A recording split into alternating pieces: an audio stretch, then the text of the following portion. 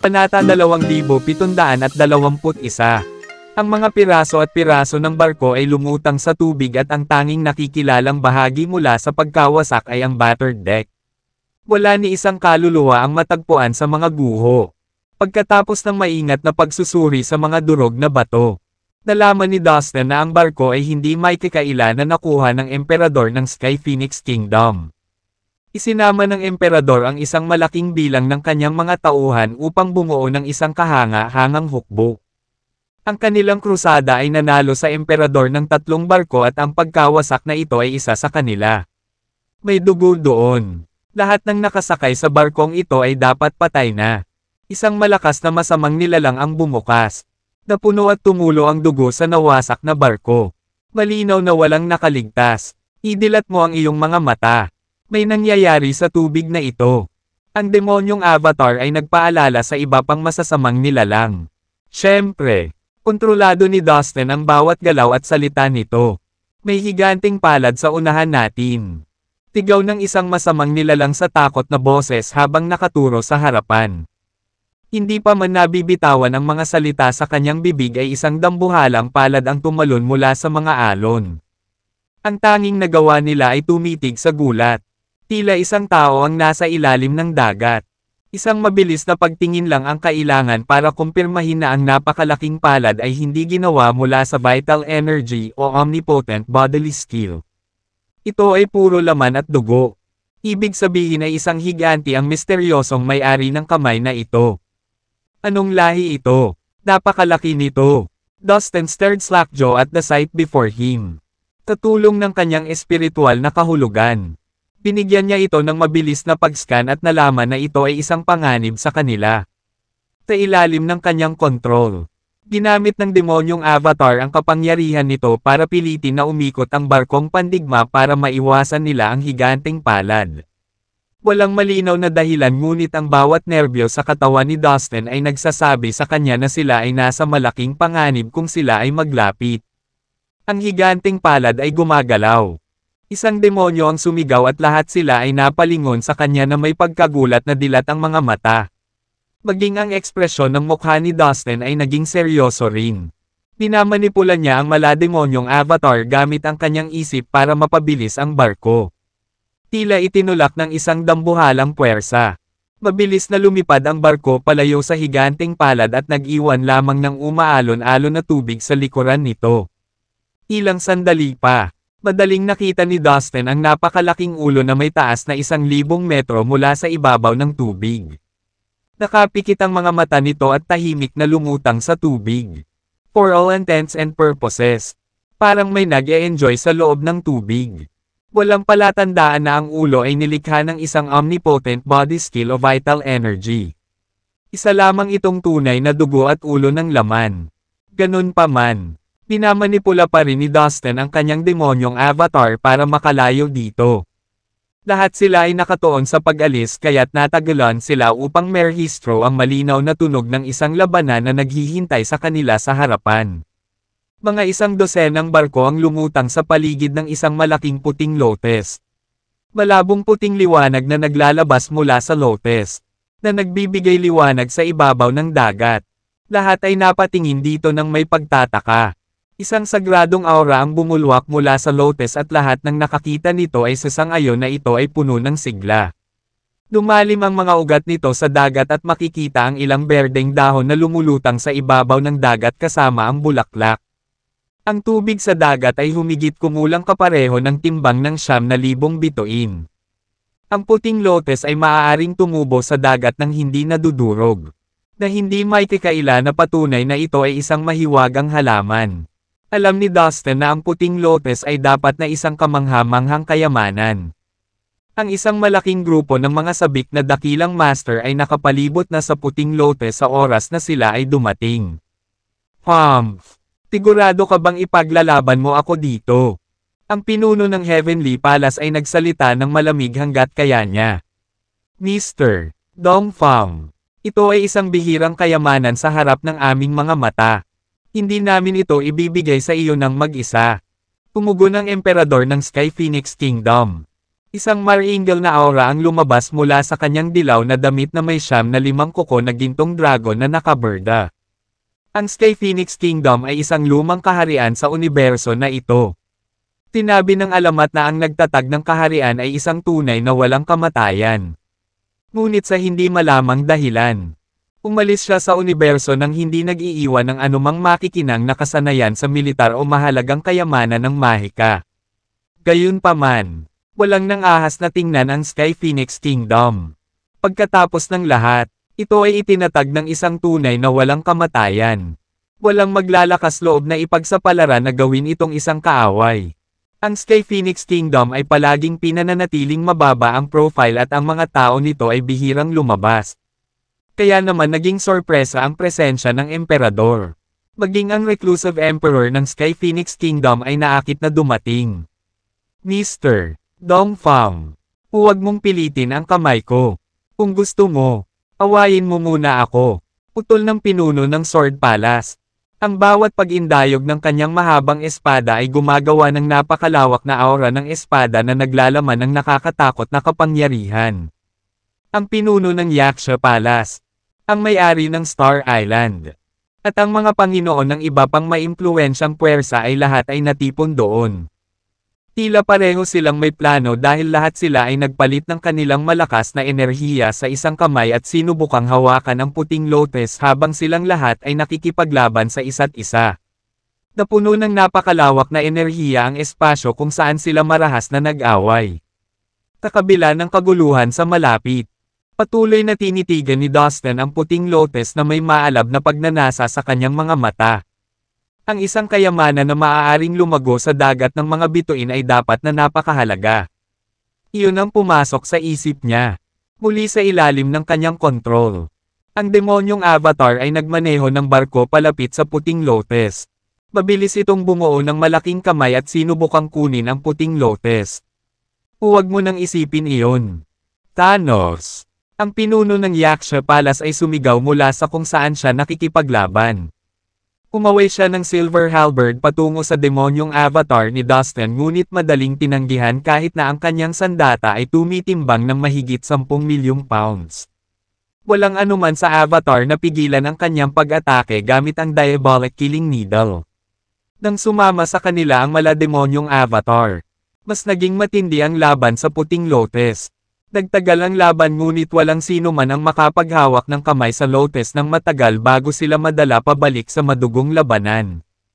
Habang nakalubog silang lahat sa matinding labanan, malalakas na ingay ang nagmumula sa malayo.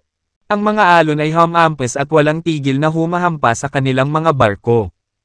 Hindi nagtagal ay nakita na nila ang napakalaking ulo na sumusugod sa kanila. Isang dambuhalang palad ang dumausda sa kanila sa napakabilis na bilis. Dahil mayroon siyang avatar para makipaglaban. Hindi na sumali si Dustin sa gulo. Bukod dito, malakas ang kanyang espiritual na pakiramdam kaya nakita niya ang higanti bago pa man siya mapansin ng iba. Umalis na tayo dito.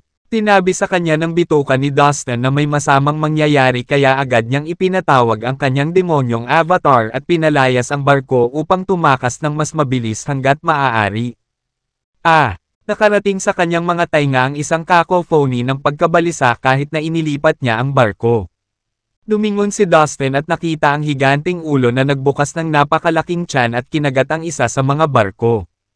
Ang lalamunan nito ay kumilos sa halos kalahati ng mga taong sakay habang ito ay lumulunok. Lima sa kanila ay malalakas na master na kayang tumugma sa isang ordinaryong ninuno ng sekta. Hindi nagtagal. Pinasag nito ang 2 barko at iniwang lumulutang sa dagat ang mga bangkay. Ang natitirang mga dakilang master sa iba pang mga barko ay natakot sa kamatayan at tumakbo palayo. Ang dagat ay puno ng panganib. Napailing si Dustin sa isip niya. Ang barko ay mapayapang naglayag sa dagat ng ilang araw pa.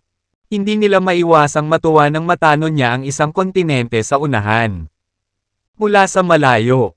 Ang kontinente ay tila isang mundong nababalot ng mga gintong ilaw. Pinalot ng makapal na puting hamog ang walang hangganang lupain na may mga bundok at ilog. Sa kabila ng mga makukulay na ilaw, napuno ng magulong aura ang hangin. Nakarating na tayo sa wakas. Excited na bulalas ni Dustin at iniunat ang masakit na katawan. Tinaspel niya ang kanyang demonyong avatar sa barko para maglayag ito patungo sa lupain. Samantala, 12 ng mga barko rin ang naglalayag patungo dito.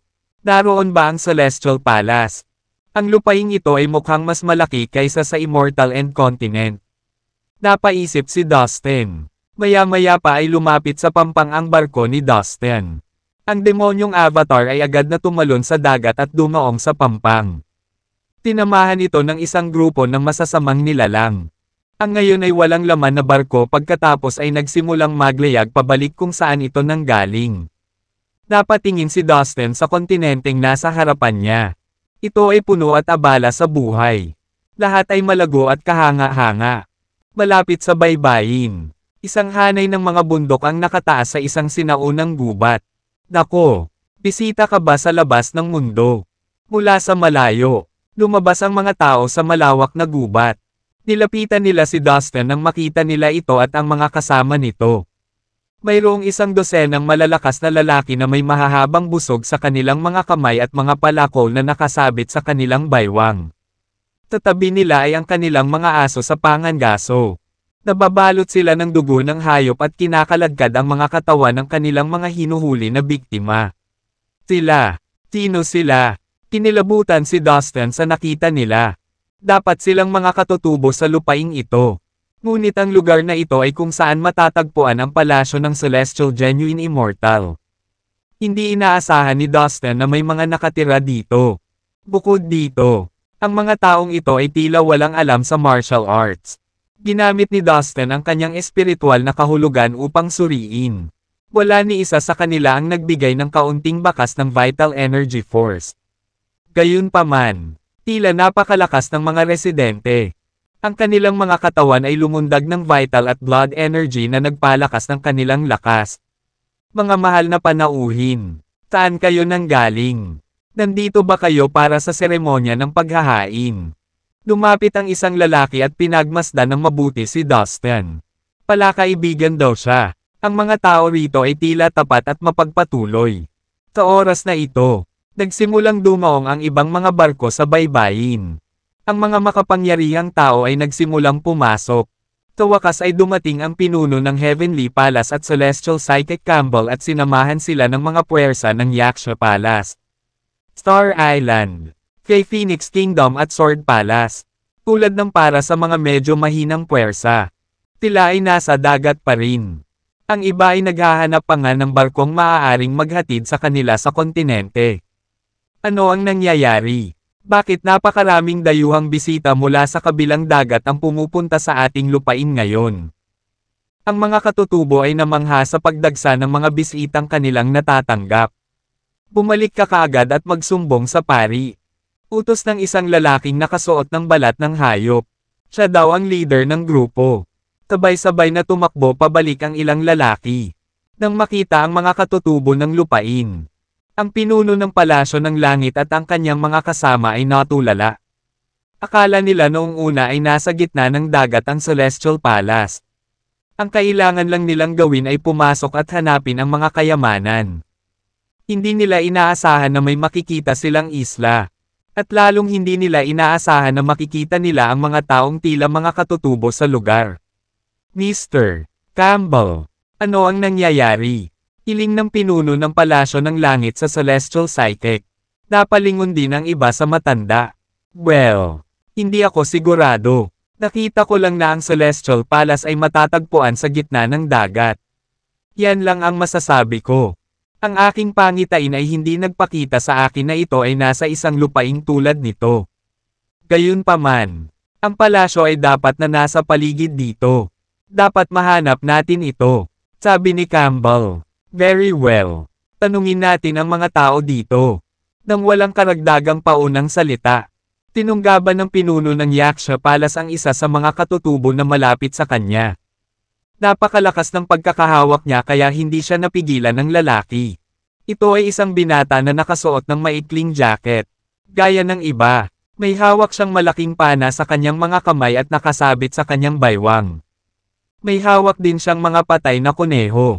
Anong gusto mo? Tigaw ng binata at nagpupumiglas ng buhatin siya ng pinuno ng yaksha pala sa lupa. Huwag kang bastos. Nagalit ang iba pang residente sa ginawang pagtrato ng pinuno sa kanilang kasama. Lumipat sila upang iligtas ang kanilang mga kamag-anak.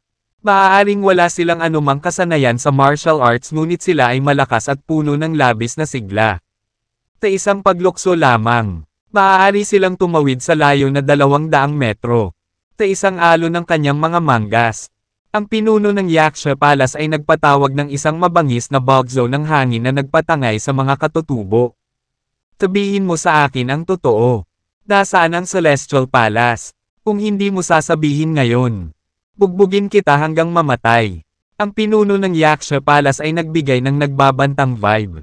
Namutla ang binata at nagsimulang manginig sa mabangis na tingin ng pinuno. Sa huli ay tumiklap siya sa ilalim ng presyon. I will tell you everything. Just please don't kill me. Pakiusap niya. Ang Celestial Palace ay ang aming ancestral temple. Ito ay matatagpuan sa gitna ng isla. Ito ay kilala ng lahat. Patuloy na napangiwi ang binata sa takot. Ang Celestial Palace ay ang iyong ancestral temple. Natigilan ang pinuno ng palasyo ng Yaksha. Talaga naman. Madali mo itong mahahanap dahil ito ang pinakamalaki at pinakamagagandang gusali sa isla. Diretso ka lang at mararating mo ang gitna ng lugar na ito. Doon, makikita mo ang iyong hinahanap.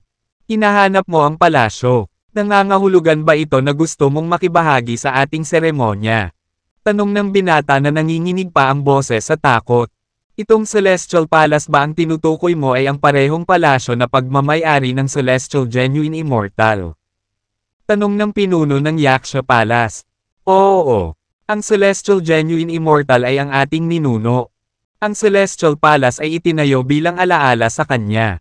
Tuwing 1,000 taon, ang pari ay namumuno sa isang seremonya na magbubukas ng mga pintuan nito upang gunitain ang mga alaala ng ating mga ninuno. Paliwanag ng binata. Ito ay isang nakakagulat na piraso ng impormasyon. Nang marinig ito, ang iba ay nataranta. Kung totoo ang sinabi ng binata. At ang Celestial Palace ay isang templong itinayo bilang alaala ng Celestial Genuine Immortal. Ano kaya ang nangyari sa mga kayamanan? Tinabi ng mga alamat na ito ay puno ng mahahalagang bagay na naiwan ng Celestial Genuine Immortal. Kung magbubukas ang mga tarangkahan nito tuwing 1,000 taon, malamang na kinuha ng mga katutubo ang lahat ng kayamanan. Wala na sana, at ang kanilang paglalakbay ay magiging walang kabuluhan. Sa pag-iisip na ito, ang lahat ay nakaramdam ng pagkabigo. May mga banal na puno ba dito? Patuloy na tanong ng pinuno ng Yaksha Palace. Oo, ang templo ng mga ninuno ay napapaligiran ng 4 na banal na puno sa kabuuan. Ang mga ninuno daw natin ang nagtanim ng mga ito ng personal. Ngayon ay lumaki na sila bilang mga matatayog na puno at pinoprotektahan ng mabuti. Walang sino man ang maaaring pumutol sa kanila. Sagot ng binata. Natahimik ang lahat nang marinig ang sinabi ng binata. Ito ay medyo naiiba sa kung ano ang kanilang naisip. Anyway, since nandito na tayo, punta muna tayo sa Celestial Palace. Baka may mahahanap pa tayo dyan. Kung ito man ay ang Celestial Palace na narinig natin o hindi. Maaaring hindi ito kung ano ang hitsura nito. Ang mga tao dito ay hindi nagsasanay ng martial arts kaya baka hindi nila lubos na maramdaman ang tunay na katangian nito. Pero baka makita natin ang tunay na halaga nito. Iminungkahi ni Campbell. Tama iyan. Nang marinig ang sinabi ni Campbell, hindi maiwasan ng lahat na matuwa. Mr. Campbell, may naisip ka ba? Tabik na tanong ng pinuno ng palasyo ng langit. Pilit na pinipigilan ang kanyang pananabik. Haha, pakiramdam ko ang kontinenteng ito ay may nakalaan para sa atin. Nararamdaman ko ang tunay na walang kamatayang enerhiya na nagmumula sa lugar na ito. Maaaring naghihintay sa atin ang magagandang pagkakataon. Sabi ni Campbell. Haha, tama ka. Punta muna tayo sa Celestial Palace. Biglang pinisil ng pinuno ng palasyo ng Yaksha ang binata sa kanyang kamay hanggang sa siya ay nabawasan ng laman. Ang binata ay namatay sa isang miserableng kamatayan. Pagkatapos, na parang walang nangyari, Ang pinuno ng Yaksha Palace ay mabilis na lumipat patungo sa gitna ng kontinente. Agad naman siyang sinundan ng mga tao ng Yaksha Palace. Ang ibang malalakas na magsasaka ay sumugod doon kasama ang kanilang sariling mga tao. Ang demonyong avatar ay hindi naging mabagal sa pagsunod sa iba pang mga magsasaka. Mabilis itong sumugod sa gitna ng kontinente, na sinundan ng isang grupo ng mga masasamang nilalang at isa na si Dustin. The leader of the Yaksha Palace really is an unreasonable tyrant. He just pumatay ng inosenteng tao for the heck of it. Napailing-iling si Dustin nang maalala ang binata na ilang sandali lang ang nakalipas. Hindi. 12 ng mga tao ang dumagsa sa paligid kung saan namatay ang binata. Malungkot at galit. Isumbong mo agad ito sa pari. Hilingin sa kanya na ipadala ang walang kamatayang bantay upang patayin ang lahat ng kasamaan mula sa labas ng mundo. Upang maipaghiganti ang pagkamatay ng ating kasama. 12 ng mga residente ang nagngangalit ang kanilang mga ngipin sa galit. Bagamat mas malaki pa ang kontinenteng ito kaysa sa Immortal End World. Wala ito sa paningin ng malalakas. Lumalabag na magsasaka. Ang malawak na lupain ay walang problema para sa kanila. Lalo na para sa mga pinuno ng Heavenly Palace, Yaksha Palace at ang Star Island. Dahil ang bawat hakbang na kanilang ginawa ay nasasakupan na ng mahabang distansya. Na nagpapahintulot sa kanila na mag-navigate sa kontinente ng madali. Sa pagkakataong ito, ang lahat ng mga magsasaka mula sa mga pangunahing puwersa at mundo ay maingat na napili. Hindi nagtagal, nakarating sila sa gitna ng kontinente. Nagulat ang lahat ng mga manlalakbay nang makita ang isang Daoist na templo na nakaunat sa langit.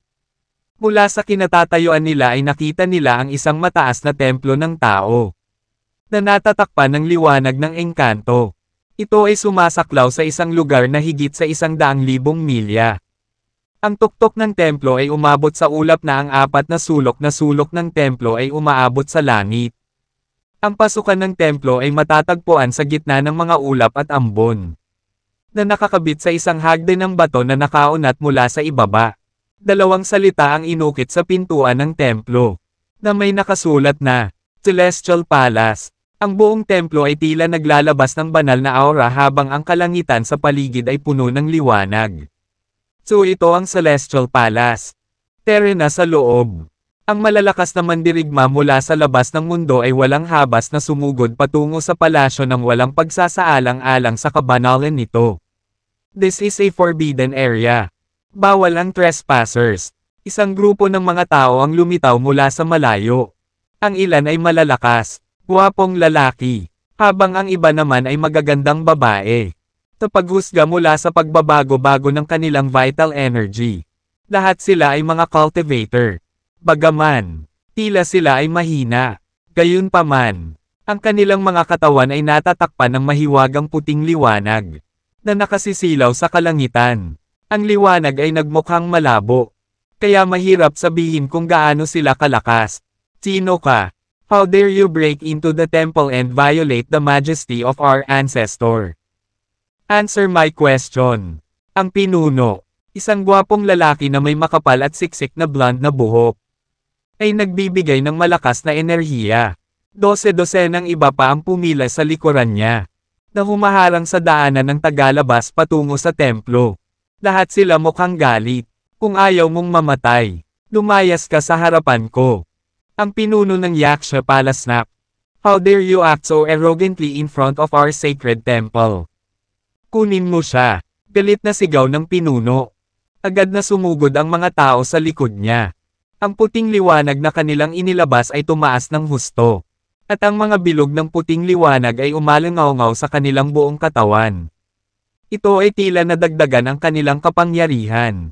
At sa isang iglap ay sapat na ang kanilang lakas upang niyanig ang lupa sa kanilang paggalaw. Gayunpaman, ang kanilang kalaban ay ang pinuno ng Yaksha Palace. Isa sa pinakamalakas na nilalang sa universo. Boom! Inampes ng pinuno ng Yaksha Palace ang kanyang higanteng kamay patungo sa kanyang mga kalaban na naninangil. Isang napakalaking halaga ng vital energy ang pinakawalan. At sa isang kisap mata, ang kanyang mga kalaban ay naging patak na lamang ng dugo. Umalis. Ang iba sa kanila ay pansamantalang naparalisa sa takot. Hindi makapaniwala sa nangyari. Dali-dali silang tumakbo pabalik sa hagdan na patungo sa tarangkahan ng templo. Hindi kayo mga nilalang ng Celestial Continent. Mga halimaw kayo mula sa labas ng mundo. Mukhang nagtatampo ang leader ng grupo. Ang ating ninuno ay palaging maawain. Ngayon ay bibigyan kita ng pagkakataong lumuhad at humingi ng tawad sa templo. Kung hindi ka magsisi, walang sino man sa inyo ang mabubuhay. Sabi ng isang bata, mukha ng sanggol, maliit na babae na may sobrang matambok na dibdib. Na tinutokso ang ilan sa mga tagalabas. Kung ayaw mong mamatay, lumayas ka sa harapan ko ngayon din. Pumarang ka sa daraanan ko at hindi ako magdadalawang isip na patayin kayong lahat. Ang pinuno ng Yaksha Palace ay nanunuya at sumugod sa bilis ng kidlat. Ang iba ay agad na sumunod sa kanya na nagmamadali patungo sa Daoist Temple. Tinundan din sila ni Dustin at ng demonyong avatar kasama ang isang grupo ng masasamang nilalang. Ang lakas ng mga naninirahan sa isla ay masyadong mahina upang pigilan ang pagsingil ng hukbo. Mapapatay sila sa isang iglap kung maglakas loob silang pigilan sila. Humph! Yabang mong demonyo! Dahil gusto mo nang mamatay. Hayaan mo akong tulungan ka. Ipatawag natin ang ating pari at hayaan siyang humarap sa kanila. Bumisi ang babae. Ang kanyang magandang katawan ay kumikinang at ang kanyang ulo ay nagbibigay ng isang sinag ng liwanag. Siya ay solemna at ethereal. Tulad ng isang Diyos na bumababa mula sa langit. Kasabay nito, ang mga tao sa kanyang paligid ay ginawa rin ang parehong bilang isang Diyos na sumugod sa bawat isa sa kanilang mga ulo. Nakasisilaw at maliwanag. Ano ito? Ang lahat ng mga magsasaka, kabilang si Dustin, ay nalilito sa nakakasilaw na mga ilaw. Ang mga lumalaban sa ating ninuno ay dapat mamatay. Sa isang malakas na sigaw. Ang sinag ng liwanag na nagmumula sa kanilang bungo ay nagsanib at nagtransform sa isang malatao na nilalang. Na mukhang nakasisilaw at kasing sagrado ng mga bituin sa itaas nila. Nakakatakot ang nilalang na lumitaw. Naglabas ito ng napakalakas at nakakatakot na enerhiya. Ibinuka nito ang bibig at gumawa ng malakas at nakakatakot na boses na umalangaw-ngaw sa buong lugar. Tino ang mga ngahas na sakta ng ating makapangyarihang ninuno. Napakatindi ng boses kaya ang mga bundok at ang araw ay nanginig na parang bumababa ang Diyos. Nagulat lahat ang malalakas na magsasaka na pumasok. Natagpuan nila na ang figure ay hindi pangkaraniwan. Ang figure ay naglabas ng liwanag sa kanyang katawan. Kahit na siya ay malabo. Tinadya niyang ipakita ang kanyang nakakatakot na makapangyarihang enerhiya. Nasaktan mo ang aming ninuno. Bakit hindi kayong lahat lumuhad at maghanda para mamatay? Sabay-sabay na sigaw ng mga residente sa kontinente. Ha! Wag mo kaming paglaruan. Umalis ka sa dinadaanan ko. Ang pinuno ng Yaksha Palace ay itinulak ang lahat sa kanyang paraan. Mabilis siyang lumapit sa figure at nagpakawala ng isang mapangwasak na suntok. Matapos ang malakas na putok, ang figure ay itinapon sa hangin at sumabog sa isang ulap ng puting liwanag. Ngunit hindi nagtagal. Muling nagsama-sama ang puting liwanag at naging hugis tao muli. Humph! Ang walang kamatayang bantay ay hindi masisira. Walang kahit anong kapangyarihan ang maaaring pumatay sa kanya. Mumisi ang dalaga. Wala kang karapatang pumasok sa Celestial Continent. Malakas na sigaw ng figure. Samantala, nagsimulang manginig ang mataas na templo ng Daoist sa hindi kalayuan. Hindi mabilang na puting liwanag ang bumuhos mula rito at bumagsak sa figurang iyon. Tila mayroong 100 milyong nakasisilaw na mga bituin na bumabagsak at nagdaragdag sa figure. Habang nag-condense, ang mukha ng figure ay nagsimulang maging mas malinaw at mas malinaw. Sa wakas, lumitaw ang isang nasa katanghaliang Daoist sa harap ng lahat. Para siyang isang Diyos. Ang kanyang buong katawan ay kumikinang ng maliwanag at naliligo sa isang engkanto na liwanag. Bagamat ang katawan ng nasa katanghaliang tao na pari ay pinalapot mula sa puting liwanag. Siya pa rin ang tila tunay. Ang kanyang laman at dugo at ang mga buhok ng kanyang balat ay nagparamdam sa kanyang presensya na parang isang tao.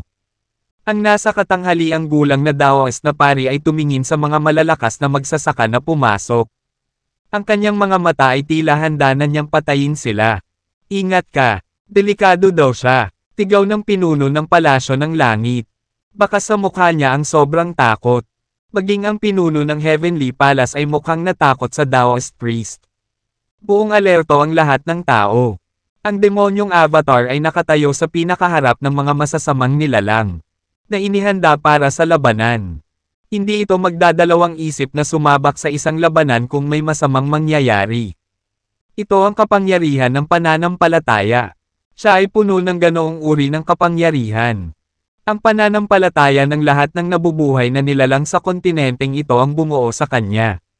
Habang tinatitigan ni Campbell ang nasa katanghaliang paring Daoist, nakakakuha siya ng ilang mga pahiwatig sa pamamagitan ng maingat na pagkalkula. Ang kapangyarihan ng pananampalataya. Laking gulat ng lahat. Ang pananampalataya ay maaaring maging isang kapangyarihan na maaaring magtagpo. Nagulat at na-curious si Dustin dahil ito ang unang beses na narinig niya ang tungkol dito. Lahat ng mga tao na lumabag sa Celestial Continent ay mamamatay. Malamig na sigaw ng medyo may edad na Daoist. Pagkatapos, isang malaking palad ang humampas pasulong. Ang maaliwalas na palad ay pumutok sa isang putok at isang malakas na puting liwanag. Ito ay sumiklab sa isang nakakatakot na enerhiya na maaaring sirain ang lahat ng mundo ng langit at lupa. Ginamit ng lahat ng makapangyarihang magsasaka ang kanilang makapangyarihang kakayahan at dinala ang kanilang mga tauhan upang mapabilis ang pag-iwas sa malakas na pag-atake ng Daoist na pari. Ang demonyong avatar ay bumuo ng isang malaking kamay gamit ang kanyang enerhiya at kinuha ang grupo ng mga masasamang nilalang. Ini-teleport nito ang grupo palayo sa ligtas na lugar. Ang magaan na palad ay tumama sa lupa at binasag ang libo-libong bundok sa kailaliman, na nag-iwan ng isang madilim na butas sa kailaliman. Atakehin natin ang halimaw at patayin ito ng buong lakas. Tigaw ng pinuno ng palasyo ng langit habang lumalayo siya ng 1,000 milya kasama ang kanyang mga tao. Magtulungan tayo para talunin siya. Lahat ng malalakas na magsasaka ay sumugod patungo sa nasa katanghaliang Daoist na pari. Pagkatapos mag-isip, tinawag ni Dustin ang kanyang malademonyong avatar at sinugod ito. Makakapasok lamang sila sa templo kung papatayin nila ang pari ng tao. Bang! Sa wakas ay sumiklab ang matinding labanan. Ang mga magsasaka ay nagtutulungan. At buong lakas nilang sinasalakay ang nasa katanghaliang Daoist na pari. Ang napakaraming pag-atake ay nagmumula sa lahat ng direksyon, na tumatama sa bawat bahagi ng katawan ng Daoist na pari. Kahit na ang Daoist na pari ay may napakalaking lakas, hindi pa rin siya makakalaban sa mabangis na pag-atake ng mga nangungunang master sa universo. Siya ay umungal. At sa loob lamang ng 1 segundo, ang kanyang katawan ay lumabo at kalahati ng kanyang katawan ay nagsimulang maghiwa-hiwalay. Sa gulat ng lahat, bumagsak ang agos ng puting liwanag mula sa templo ng tao at ginawang buo ang katawan ng pari ng tao. Ang mga ilaw ay talagang ang kanilang inaangkin na kapangyarihan ng pananampalataya. Habang lumalakas ang kapangyarihan ng pananampalataya, lalo pang lumakas ang kapangyarihan ng paring Daoist na nasa katanghaliang gulang. Na lalong naging kakilakilabot ang kanyang aura. Nagulat ang lahat nang makita ang kapangyarihan ng paring Taoista na naging mas nakakatakot. Siya ay hindi lamang makapangyarihan, ngunit din mahirap at hindi maaaring patayin. Ang kapangyarihan ng pananampalataya ay nilikha ng bilyon-bilyong mga nilalang na umaawit ng buong katapatan. Mahirap sirain. Tigaw ni Campbell. Haha, ngayon alam mo na hindi tayo dapat guluhin. Ang ating walang kamatayang bantay ay hindi matatalo kapag malapit sa templo ng Daoist. Kahit gaano ka kalakas, hindi mo talaga kayang talunin ang ating immortal na bantay. Sabi ng isang lalaking may makapal na gininto ang buhok. Nakinukot siya ang mga tao habang nakatayo siya sa hagdan ng templo. Lahat ng iba pang mga aboriginal ay nanunuya din. Bang! Tila hindi titigil ang pari ng tao hanggat hindi niya napatay ang lahat ng nanghihimasok. Ang pinuno ng Heavenly Palace at ang iba pa ay tumungo patungo sa nasa katanghaliang Daoist na pari upang labanan siya muli. Matapos ang 100 suntok, ang katawan ng nasa katanghaliang Daoist na pari ay nabasag na naman sa bilyon-bilyong tuldok. Ngunit ang kapangyarihan ng pananampalataya na bumababa mula sa templo ng tao ay muling binuhay ang Daoist na pari sa loob ng ilang segundo. Ang walang kamatayang bantay ay mabubuhay magpakailanman at mananatili siyang walang talo sa lahat ng oras. Ipakita ang iyong banal na kapangyarihan at patayin ang lahat ng mga dayuhang demonyo. 12 ng kabataang Aboriginal, kapwa lalaki at babae, ang nagbunyi para sa nasa katanghaliang gulang na Daoist na pari. Kayong mga tao dyan, papatayin ko muna kayong lahat. Nguso ang pinuno ng Sword Palace. Agad niyang binitukan ang mga tao. Isang espadang ilaw ang malakas na tumama sa mga binata at babae. Huwag kang manggahas na saktan ang aking mga tao. 1/3. Ang pari ng Daoist ay nagpakawala ng isang dumadagendong na dagendong. Ang kanyang boses ay buo at marangal. Ngunit ito ay nagbigay sa mga tao ng sintetikong pakiramdam. Bang! Ikinumpas ng paring tao ang kanyang palad at sinubukang harangan ang lahat ng liwanag ng espada. Sabay-sabay na umatake ang mga pinuno ng Heavenly Palace at ang Yaksha Palace at ang Emperador ng Sky Phoenix Kingdom. Ang tatlong hibla ng walang hanggan na enerhiya ay nagtulak sa Daoist na pari na umatras. Puff! Sa hagdan ng Daoist Temple. 12 ng kabataang lalaki at babae ang hindi nakayanan ang liwanag ng espada na pinakawalan sa kanila ng pinuno ng Sword Palace. Sumabog ang kanilang mga katawan at karamihan sa kanila ay namatay on the spot. Ang baby-faced girl na lang ang natira. Ganoong mahalagang sandali. Isang pagsabog ng gininto ang liwanag ang bumangon mula sa kanyang maceland na katawan upang harangan ang lahat ng liwanag ng espada.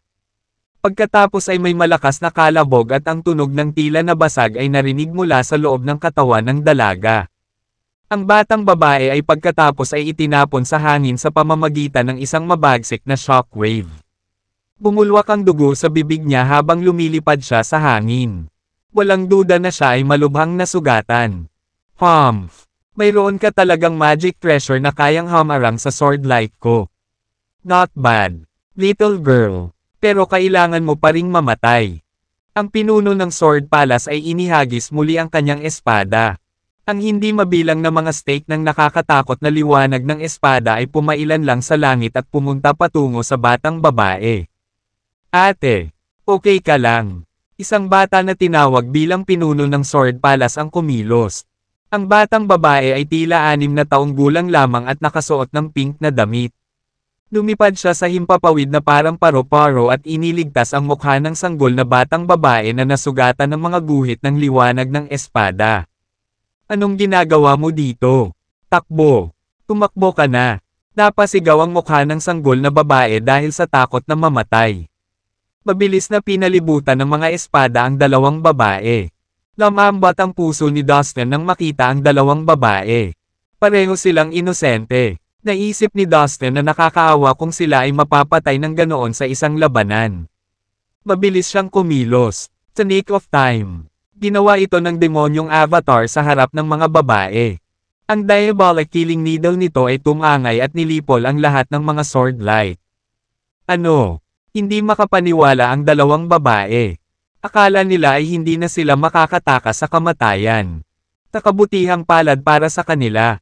Isang mabait na estranghero ang nagligtas sa kanila. Anong ginagawa mo, Devil Ancestor Thanos? Galit na tanong ng pinuno ng Sword Palace. Sa totoo lang, hindi siya gaanong nag-abala na kitilin ang buhay ng dalawang mahinang babae. Kung tutuusin, tila ay kasing hina ng mga langgam.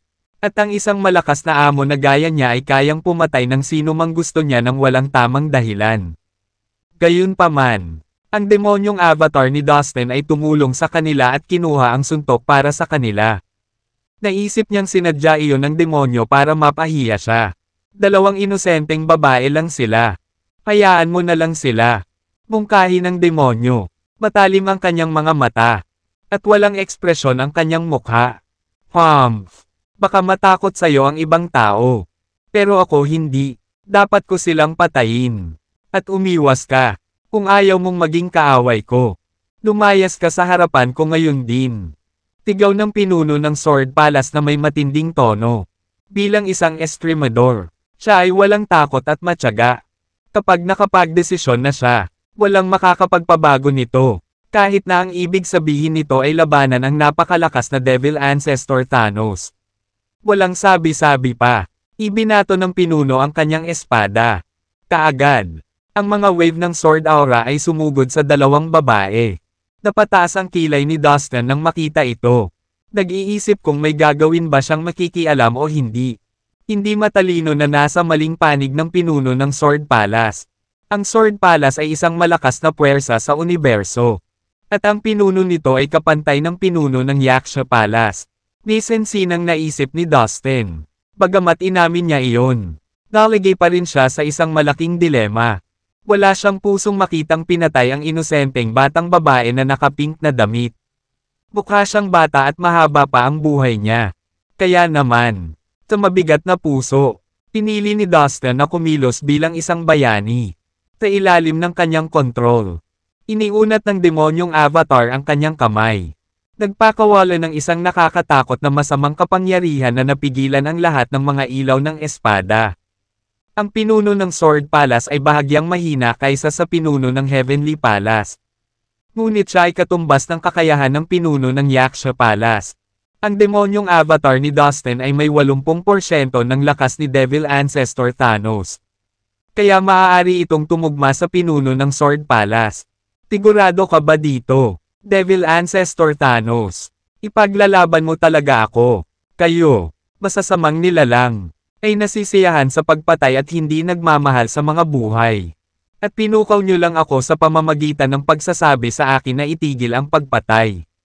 Huwag mo akong sisihin kung ikaw at ang mga babaeng ito ay mamatay.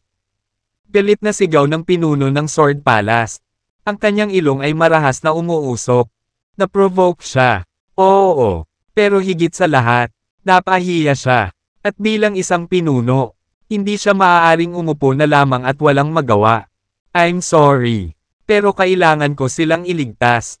Malamig na sagot ng demonyong avatar. Magwala ka. Ang pinuno ng Sword Palace ay iwinagayway ang kanyang espada sa malademonyong avatar. Na lumilikha ng isang kapanapanabot na ningning ng espada. Gamit ang diabolic killing needle sa kamay nito. Ang demonyong avatar ay mabangis na sumugod sa kanya. Kaagad, sumiklab ang isang cutthroat battle. Bakit sinusubukan tayong iligtas ng tagalabas na ito? Curious na bulong ng mukha ng sanggol na dalaga. Nakatingin sa malademonyong avatar na may pagtataka. Ilalabas muna kita dito, sabi ni Dustin nang maabyutin niya ang dalaga. Nanlaki ang kamay niya at hinawakan ang dalawang babae bago siya sumugod sa kanila. Bakit mo kami niligtas? Tanong ng dalaga na matamang nakatitig kay Dustin. Ang binata ay nagbago sa isang masamang nilalang gamit ang aura disguising skill at nag-disguise bilang isang hayop. Kaya naisip niya na si Dustin ay isang matangkad. Mabangis na masamang nilalang at hindi talaga isang tao. Habang abala siya sa pagliligtas sa dalawang batang babae. Sabay-sabay na sinalakay ng maraming dakilang master ang nasa katanghaliang gulang na Daoist. Bukod sa mga nangungunang master, tulad ng pinuno ng Heavenly Palace, ang pinuno ng Yaksha Palace, ang may-ari ng Star Island, at ang emperador ng Sky Phoenix Kingdom. Ang mga masters mula sa iba pang puwersa ay nagsisikap ding ibagsak ang Daoist. Sa pagkakataong ito, isang malaking bilang ng mga nangungunang puwersa teknikal ang pinakamakapangyarihan at pinakamatigas na figure sa sansinukob na ito ang ipinadala dito. Sa ilalim ng panggigipit ng kanilang pinagsamang puwersa. Ang nasa katanghaliang gulang na Daoist ay biglang ibinalik ang kanyang ulo at pumailang lang sa langit. Ang templo ay nagsimulang yumanig ng marahas. At ang puting kapangyarihan ng pananampalataya, tulad ng milyon-milyong talon, ay tumago sa katawan ng Daoist, na nagpapataas ng kanyang lakas ng labis. Swish! Isang fly whisk ang lumabas sa templo at nahulog sa mga kamay ng Daoist priest.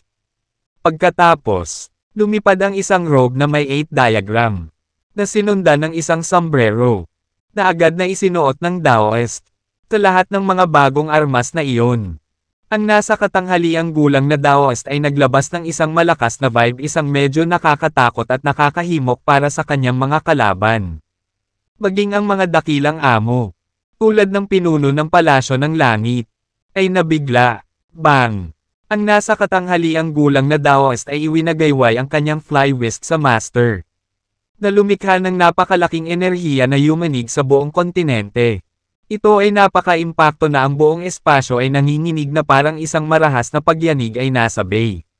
Dahil dito, napilitang umatras ng isang dosenang hakbang ang pinuno ng Palasyo ng Langit. Ang mga nangungunang master, kabilang ang pinuno ng Yaksha Palace, ang may-ari ng Star Island, at ang emperador ng Sky Phoenix Kingdom, ay napilitang umatras din. Nagkaroon sila ng karangyaan sa pag-urong mula sa labanan. Habang ang isang dosenang master ay sumabog na. Ang napakalaking epekto ng enerhiya ay nagbawas sa kanila ng walang anuman kundi ambon ng dugo. Ang sinumang pumatay sa aking mga tao ay dapat mamatay. Deklare ng Daoist sa isang solemn na boses. Ang buhok sa kanyang fly whisk ay naging libo-libong matutulis na sibat na kumalat sa lahat ng direksyon. Hindi nakaiwas sa mga tumutusok na sibat. Nataman ang pinuno ng Yaksha Palace. Dahil dito, lumitaw ang ilang butas sa kanyang katawan. Bukod sa kanya, nasugatan din ang may-ari ng Star Island. Habang nasa kabilang panig, nawalan ng braso ang emperador ng Sky Phoenix Kingdom. Masyado siyang malakas, hindi siya mapapatay. Alis muna tayo dito. Mungkahi ng pinuno ng Palasyo ng Langit sa malakas na boses. Ang iba sa kanila na nakaligtas ay natulala din sa kung paano ipinakita ng Daoist priest ang kanyang walang kapwares na galing. Ang mga pinuno at Panginoong iyon ay ang pinakamakapangyarihan sa sansinukob na ito. Gayunpaman, hindi sila makapagdulot ng kahit kaunting pinsala sa kanilang kalaban. Ang nasa katanghaliang Daoist na nabuo sa pamamagitan ng kapangyarihan ng pananampalataya ay talagang isang mabigat na kalaban. Siya ay isang tao na kahit isang hukbo ng mga Panginoon at pinuno ay hindi kayang talunin. Kaya, bilang isang contingency, agad nilang ginamit ang kanilang mga kakayahan sa paggalaw ng katawan at nakatakas sa malayo. Hindi ka makakawala sa pagpatay sa aking mga tao. Seryosong sabi ng Daoist. Tuwing magsasalita siya, umaalingaw-ngaw ang kanyang boses, dahilan para manginig ang langit at lupa. Walang pag-aalinlangan. Hinabol niya ang mga dakilang master sa isang nakakatakot na bilis.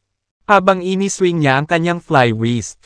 Isang dosenang tao ang nadurog sa ambon ng dugo sa sandaling iyon. Dapat mamatay ang mga mananakop. Deklare ng Daoist sa galit na boses. Napakaingay ng kanyang boses na yumanig sa buong kontinente. Sabay-sabay na kumikinang ang lahat ng templo sa bawat sulok ng kontinente. Ang mga figure na naglalabas ng mga ilaw ay lumabas sa mga templo at huminto sa pasukan. Tulad ng mga Diyos, ang lahat ng mga nilalang sa kontinente ay lumuhad at yumuko patungo sa direksyon ng mga templong malapit. Marami sa kanila ang naglagay ng kanilang mga alay at nagsisindi ng kandila sa mga templo habang sila ay nagsisimba ng buong time. Ang puting kapangyarihan ng pananampalataya ay mabilis na lumabas mula sa noo ng bawat nilalang at lumipad patungo sa mga figure sa harap ng mga kalapit na templo. Pagkaraan ng ilang sandali, ang buong kontinente ay binalot ng isang puting luminescence, na lumilikha ng isang medyo kahanga-hanga at banal na paningin.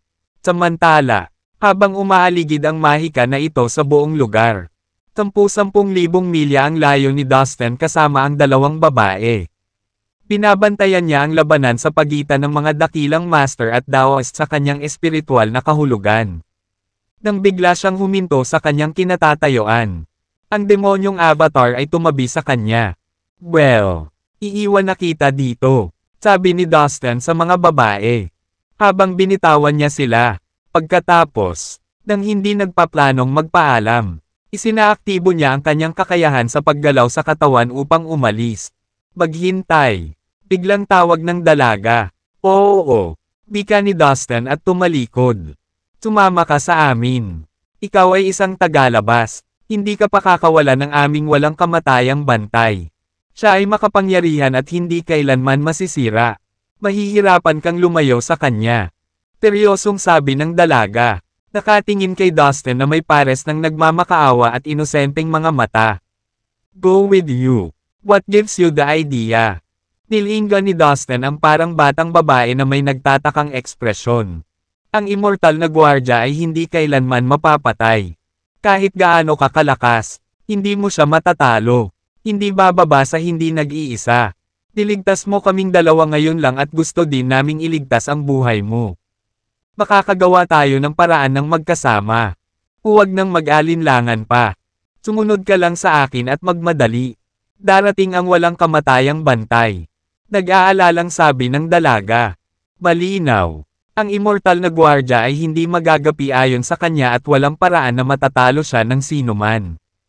Alam ni Dustin na ang immortal na gwardya na sinasabi niya ay ang parehong nasa katanghaliang gulang na Daoist na ginawa sa pamamagitan ng kapangyarihan ng pananampalataya. Kinailangang aminin ni Dustin na ang lakas ng pakikipaglaban ng Daoist ay medyo nakakatakot. Lahat tama. Tumanggo si Dustin. Gayunpaman, sa sandaling iyon, biglang narinig ni Dustin ang payo ng pinakamataas na banal na puno. Dustin, hindi na kailangang tumakas. May nakita akong kakaiba sa kontinenteng ito. Ang kataas-taasang banal na puno ay sinasabi. Ito ay nasa loob ng slave tower sa lahat ng oras na ito. Ngunit ngayon ay tila naramdaman kung ano ang nangyayari sa labas ng mundo. Hindi ko kailangang tumakas. Bakit? Natigilan si Dustin. Trust me. Just tell these girls that they are dead. And are just in the form of their souls. Maniwala ka sa akin. Hindi na sila buhay. Sabihin mo sa kanila iyan. Sabi ng Supreme Holy Tree kay Dustin. Ano? Patay na sila. Nagulat si Dustin sa narinig niya. Ang dalawang babae ay mukhang tunay at buhay na buhay. Subukan mo lang. Ano ang nawala sa iyo? Nagpadala rin ng espiritual na mensahe ang banal na dilaw na puno kay Dustin. Tumanggo si Dustin at saka tumingin sa dalawang babae. Kahit papaano, wala siyang pusong sabihin ang dapat niyang sabihin. Makinig ka. Patay na talaga kayong dalawa. At ang nakikita namin ay mga piraso lamang ng inyong kaluluwa. Huwag na kayong magpanggap na buhay pa kayo. Tawag ni Dustin. Anong kalokohan ang pinagsasabi mo? Nang marinig ang mga salita ni Dustin, ang dalawang babae ay agad na sumigaw sa isang gulat at galit na tono. Natitig sa kanya. Yikes! Bumilis ang tibok ng puso ni Dustin. Ang dalawang babae ay tila medyo abnormal. Baka patay na talaga sila. Patay na kayong dalawa. Patagang ulit ni Dustin. Hindi. Gusto kong mabuhay. Tigaw ng babaeng nakapink na damit. Ngunit nagsimulang magdilim ang kanyang katawan. Huwag mong sabihin sa akin iyan. Ang isa pang batang babae ay patuloy na umatras. Tila sa matinding sakit sa realisasyong ito. Hindi pwede. Natarante si Dustin. Wait, bakit ako naguguluhan? Ibig kong sabihin, nakikita ko sa lahat ng ilusyon ng aking Eye of the Ghost Dumb Ancestor. Naalala ni Dustin. Binuksan niya ang kanyang ikatlong mata at tumingin sa dalawang babae. Nakita niya tuloy na dalawang puting anino lang talaga ang mga babaeng nasa harapan niya. Karamihan sa kanilang mga katawan ay binubuo ng kapangyarihan ng pananampalataya. Anong nangyayari? Naguguluhan si Dustin. I think I know what. Tumawa ang Supreme Holy Tree nang lumabas ito sa Slave Tower. Tinundan din ito ng 3 pang banal na puno. Kita mo Dustin. Ang bawat nilalang sa kontinenteng ito ay walang buhay. Binubuo lamang sila ng mga nasirang kaluluwa at ang kapangyarihan ng pananampalataya. Paliwanag ng kataas-taasang banal na puno. Talaga. Nagulat si Dustin. Ito ay napaka-weird sa kahit na isipin. Mayroong daan-daang mga nilalang sa buong kontinente ngunit wala sa kanila ang totoo. Sa halip, ang lahat ay binubuo ng mga wasak na kaluluwa at kapangyarihan ng pananampalataya. Patay na kayong lahat at ngayon kayo ay mga broken souls na umiiral pa rin sa kalikasan. Ang obsession mo lang na mabuhay. Hayaan mo na lang. At maging mapayapa, sabi ng Holy Yellow Tree sa dalawang babae. Ang banal na dilaw na puno ay maaaring sumipsip ng enerhiya mula sa kapangyarihan ng batas ng lahat ng mundo. Kaya puno rin ito ng puwersang Daoist. Ang pangungusap na ito ay tila isang suntok sa bituka ng dalawang batang babae. Dahil nagkaroon ito ng agarang epekto. Nagulat naman agad ang dalawang babae at parang may na-realize sila bigla. Ang kanilang mga katawan ay unti-unting naging translucent sa una. At kalaunan ay naging 20 puting anino. Ito ay isang panaginip lamang. Pero mas mabuting gumising na tayo mula rito. Baka magkaroon tayo ng pagkakataon na muling magkatawang tao.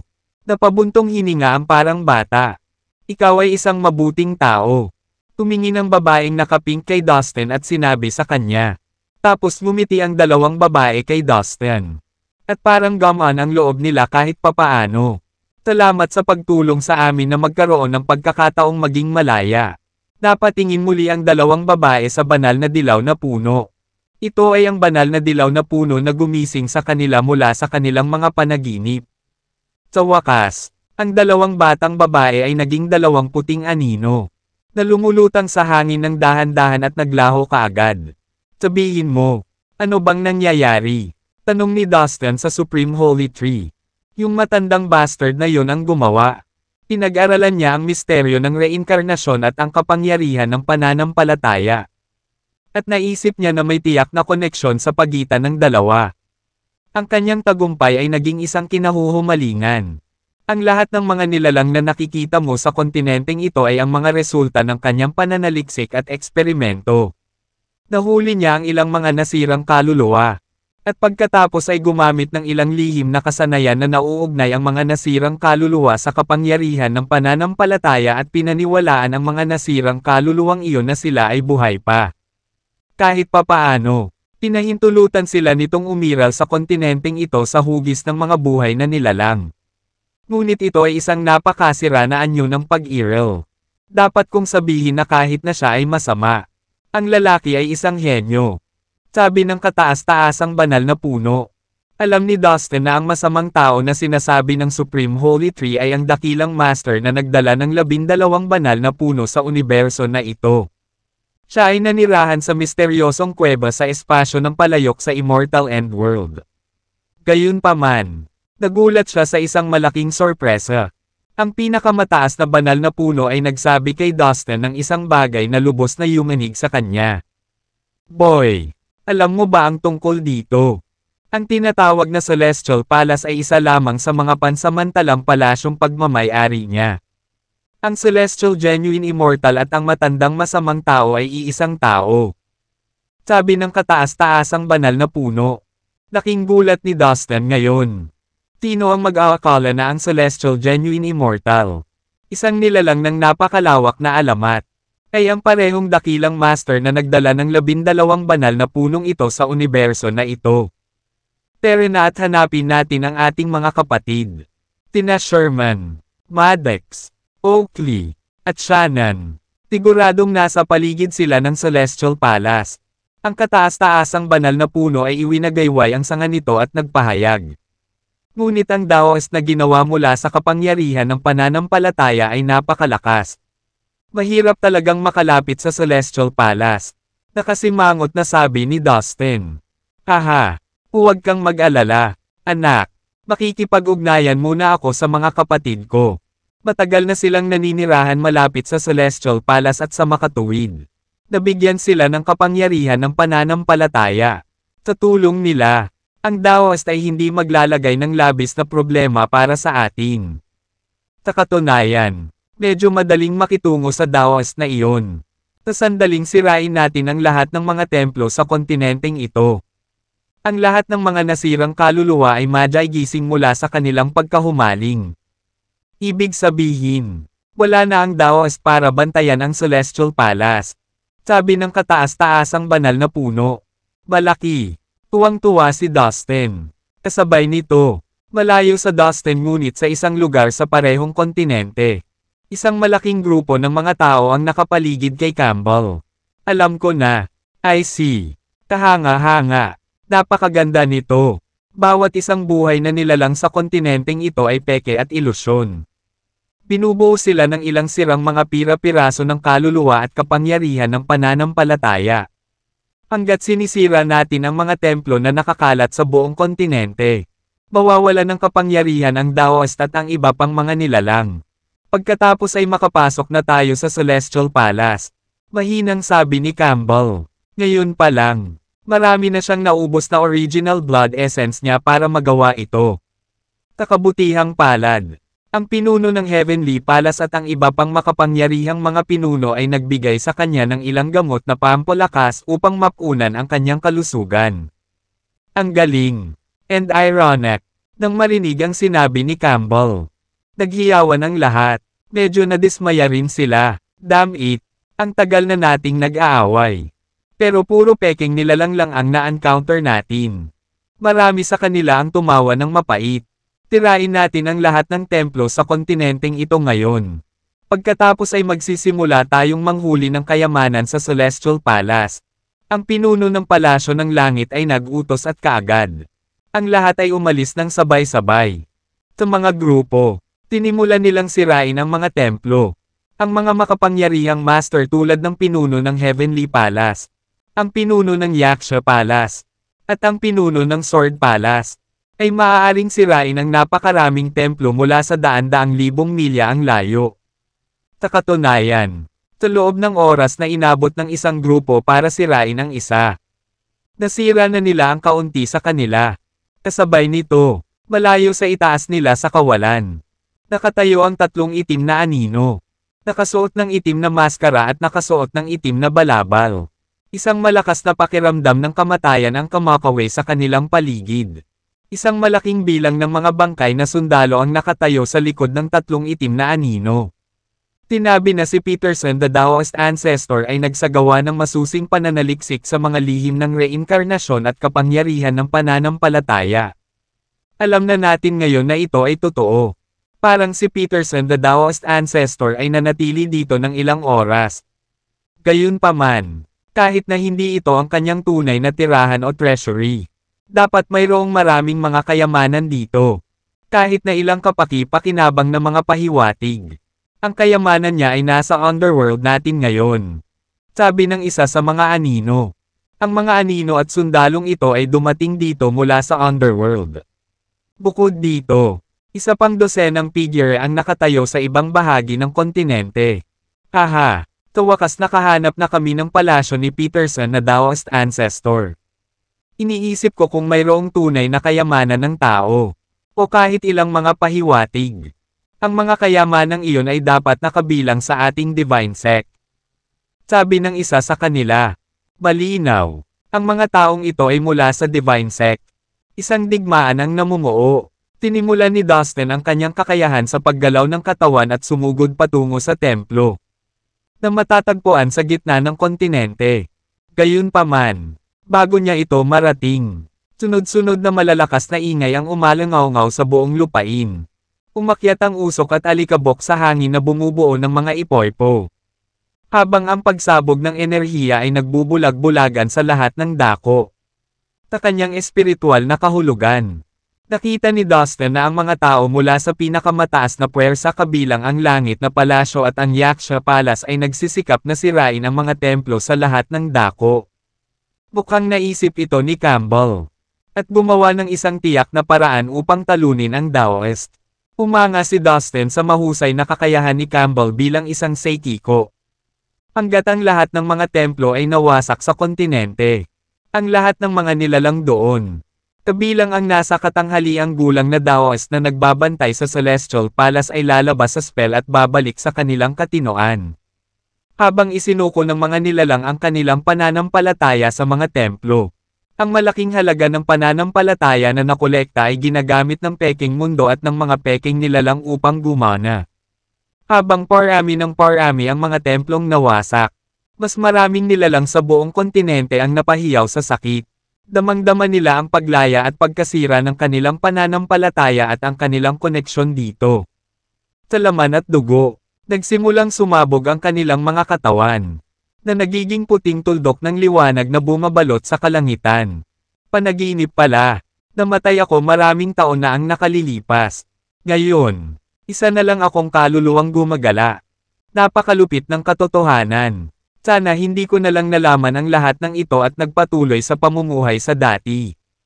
Napagtanto ng mga nilalang na wala na silang buhay at mga kaluluwa na lamang. Sa sandaling iyon, tila ay nahimasmasan at nagising sa katotohanan kung ano talaga sila. Sa kaibuturan ng gitna ng kontinente. Isang figure ang nakaupo na naka-cross-legged sa harap ng templo. Ito ay ang nasa katanghaliang gulang na Taoist. Hindi katakataka na nagkaroon ako ng kakaibang pakiramdam. Hindi sigurado kung ako ay buhay o patay sa lahat ng mga taon na ito. Ngayon, sa wakas nalaman ko na ang katotohanan. Bulong niya sabay buntong hininga. Pagkatapos ay walang babala. Ang kanyang katawan ay sumabog ng isang putok, na nagiging isang puff ng puting kapangyarihan ng pananampalataya. Ang kakilakilabot na dami ng puting kapangyarihan ng pananampalataya mula sa lahat ng katawan ng mga nilalang ay nagtipon at nakabitin sa hangin na parang mausok na seda. Napakalawak nito na sakop nito ang buong kontinente. Celestial Palace. Ang lahat ng mga nangungunang magsasaka kabilang ang pinuno ng langit na palasyo at ang pinuno ng Yaksha Palace ay nagsaya sa sandaling sumabog ang Daoist. Kung hindi nakaharang ang nasa katanghaliang Daoist, ang mga pintuan ng Celestial Palace ay bukas na bukas at lahat ay makapasok. Sa susunod na sandali, ang lahat ng mga dakilang master ay sumugod patungo sa gitna ng kontinente. Gayunpaman, sa kanilang pagkadismaya, narating ni Dustin ang palasyo bago ang sinuman. Mula sa malayo, ang matayog na templo ay nakatayong marilag, na ang matataas na mga spike nito ay nababalot ng mga ulap. Tinuri ni Dustin ang templo at ang paligid nito. Nakita niya ang apat na malalaking puno na perpektong nakaposisyon sa apat na sulok nito. Tila ay natatakpan ng maningning na puting liwanag, na mukhang napakasagrado. Ang mga puting ilaw na ito ay nabuo sa pamamagitan ng kapangyarihan ng pananampalataya. Dahil ang mga punong kahoy ay naroon na mula pa noong sinaunang panahon. Tila ay nakakuha ng di mabilang na dami ng kapangyarihan ng pananampalataya. Ang pinakamataas na banal na puno at ang iba pang tatlong banal na puno ay mabilis na lumipat patungo sa apat na higanting puno. Sherman, Maddox, Oakley, Shannon. Ang kataas-taasang banal na puno. Ang banal na dilaw na puno. Ang banal na lilang puno at ang banal na puno ng buhay ay nakatagpo ng isang higanteng puno at niyanig sila ng malakas. Hindi natinag ang mga dambuhalang puno. Wala rin silang nagawa bilang tugon. Nabalot sila ng puting kapangyarihan ng pananampalataya. Anong nangyayari? Selyado ba sila? Tanong ni Dustin. Hindi. Hindi sila selyado. Matagal na silang narito, at sumisipsip ng labis na kapangyarihan ng pananampalataya. Kaya wala sila sa tamang estado ng pag-iisip. Marahil ay iniisip pa rin nila na ang mga ito ay mga karaniwang puno lamang. Babalik sila sa kanilang katinoan pagkatapos ng ilang sandali. Ang banal na dilaw na puno haka-haka. May magandang punto ka. Sagot naman ni Dustin. Seryoso. May 8 banal na puno.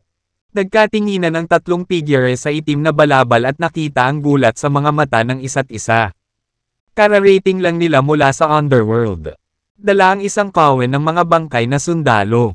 Nagtago sila sa dilim. Hindi gumagawa ng ingay. Naramdaman nilang lahat ang 8 banal na puno sa sandaling ito. Tinasabi na si Peterson ang Daoist ancestor ay nagnakaw ng 12 magulong immortal na puno nang siya ay tumakas mula sa immortal world. Posible bang ang 8 banal na puno ay talagang ang magulong punong walang kamatayan?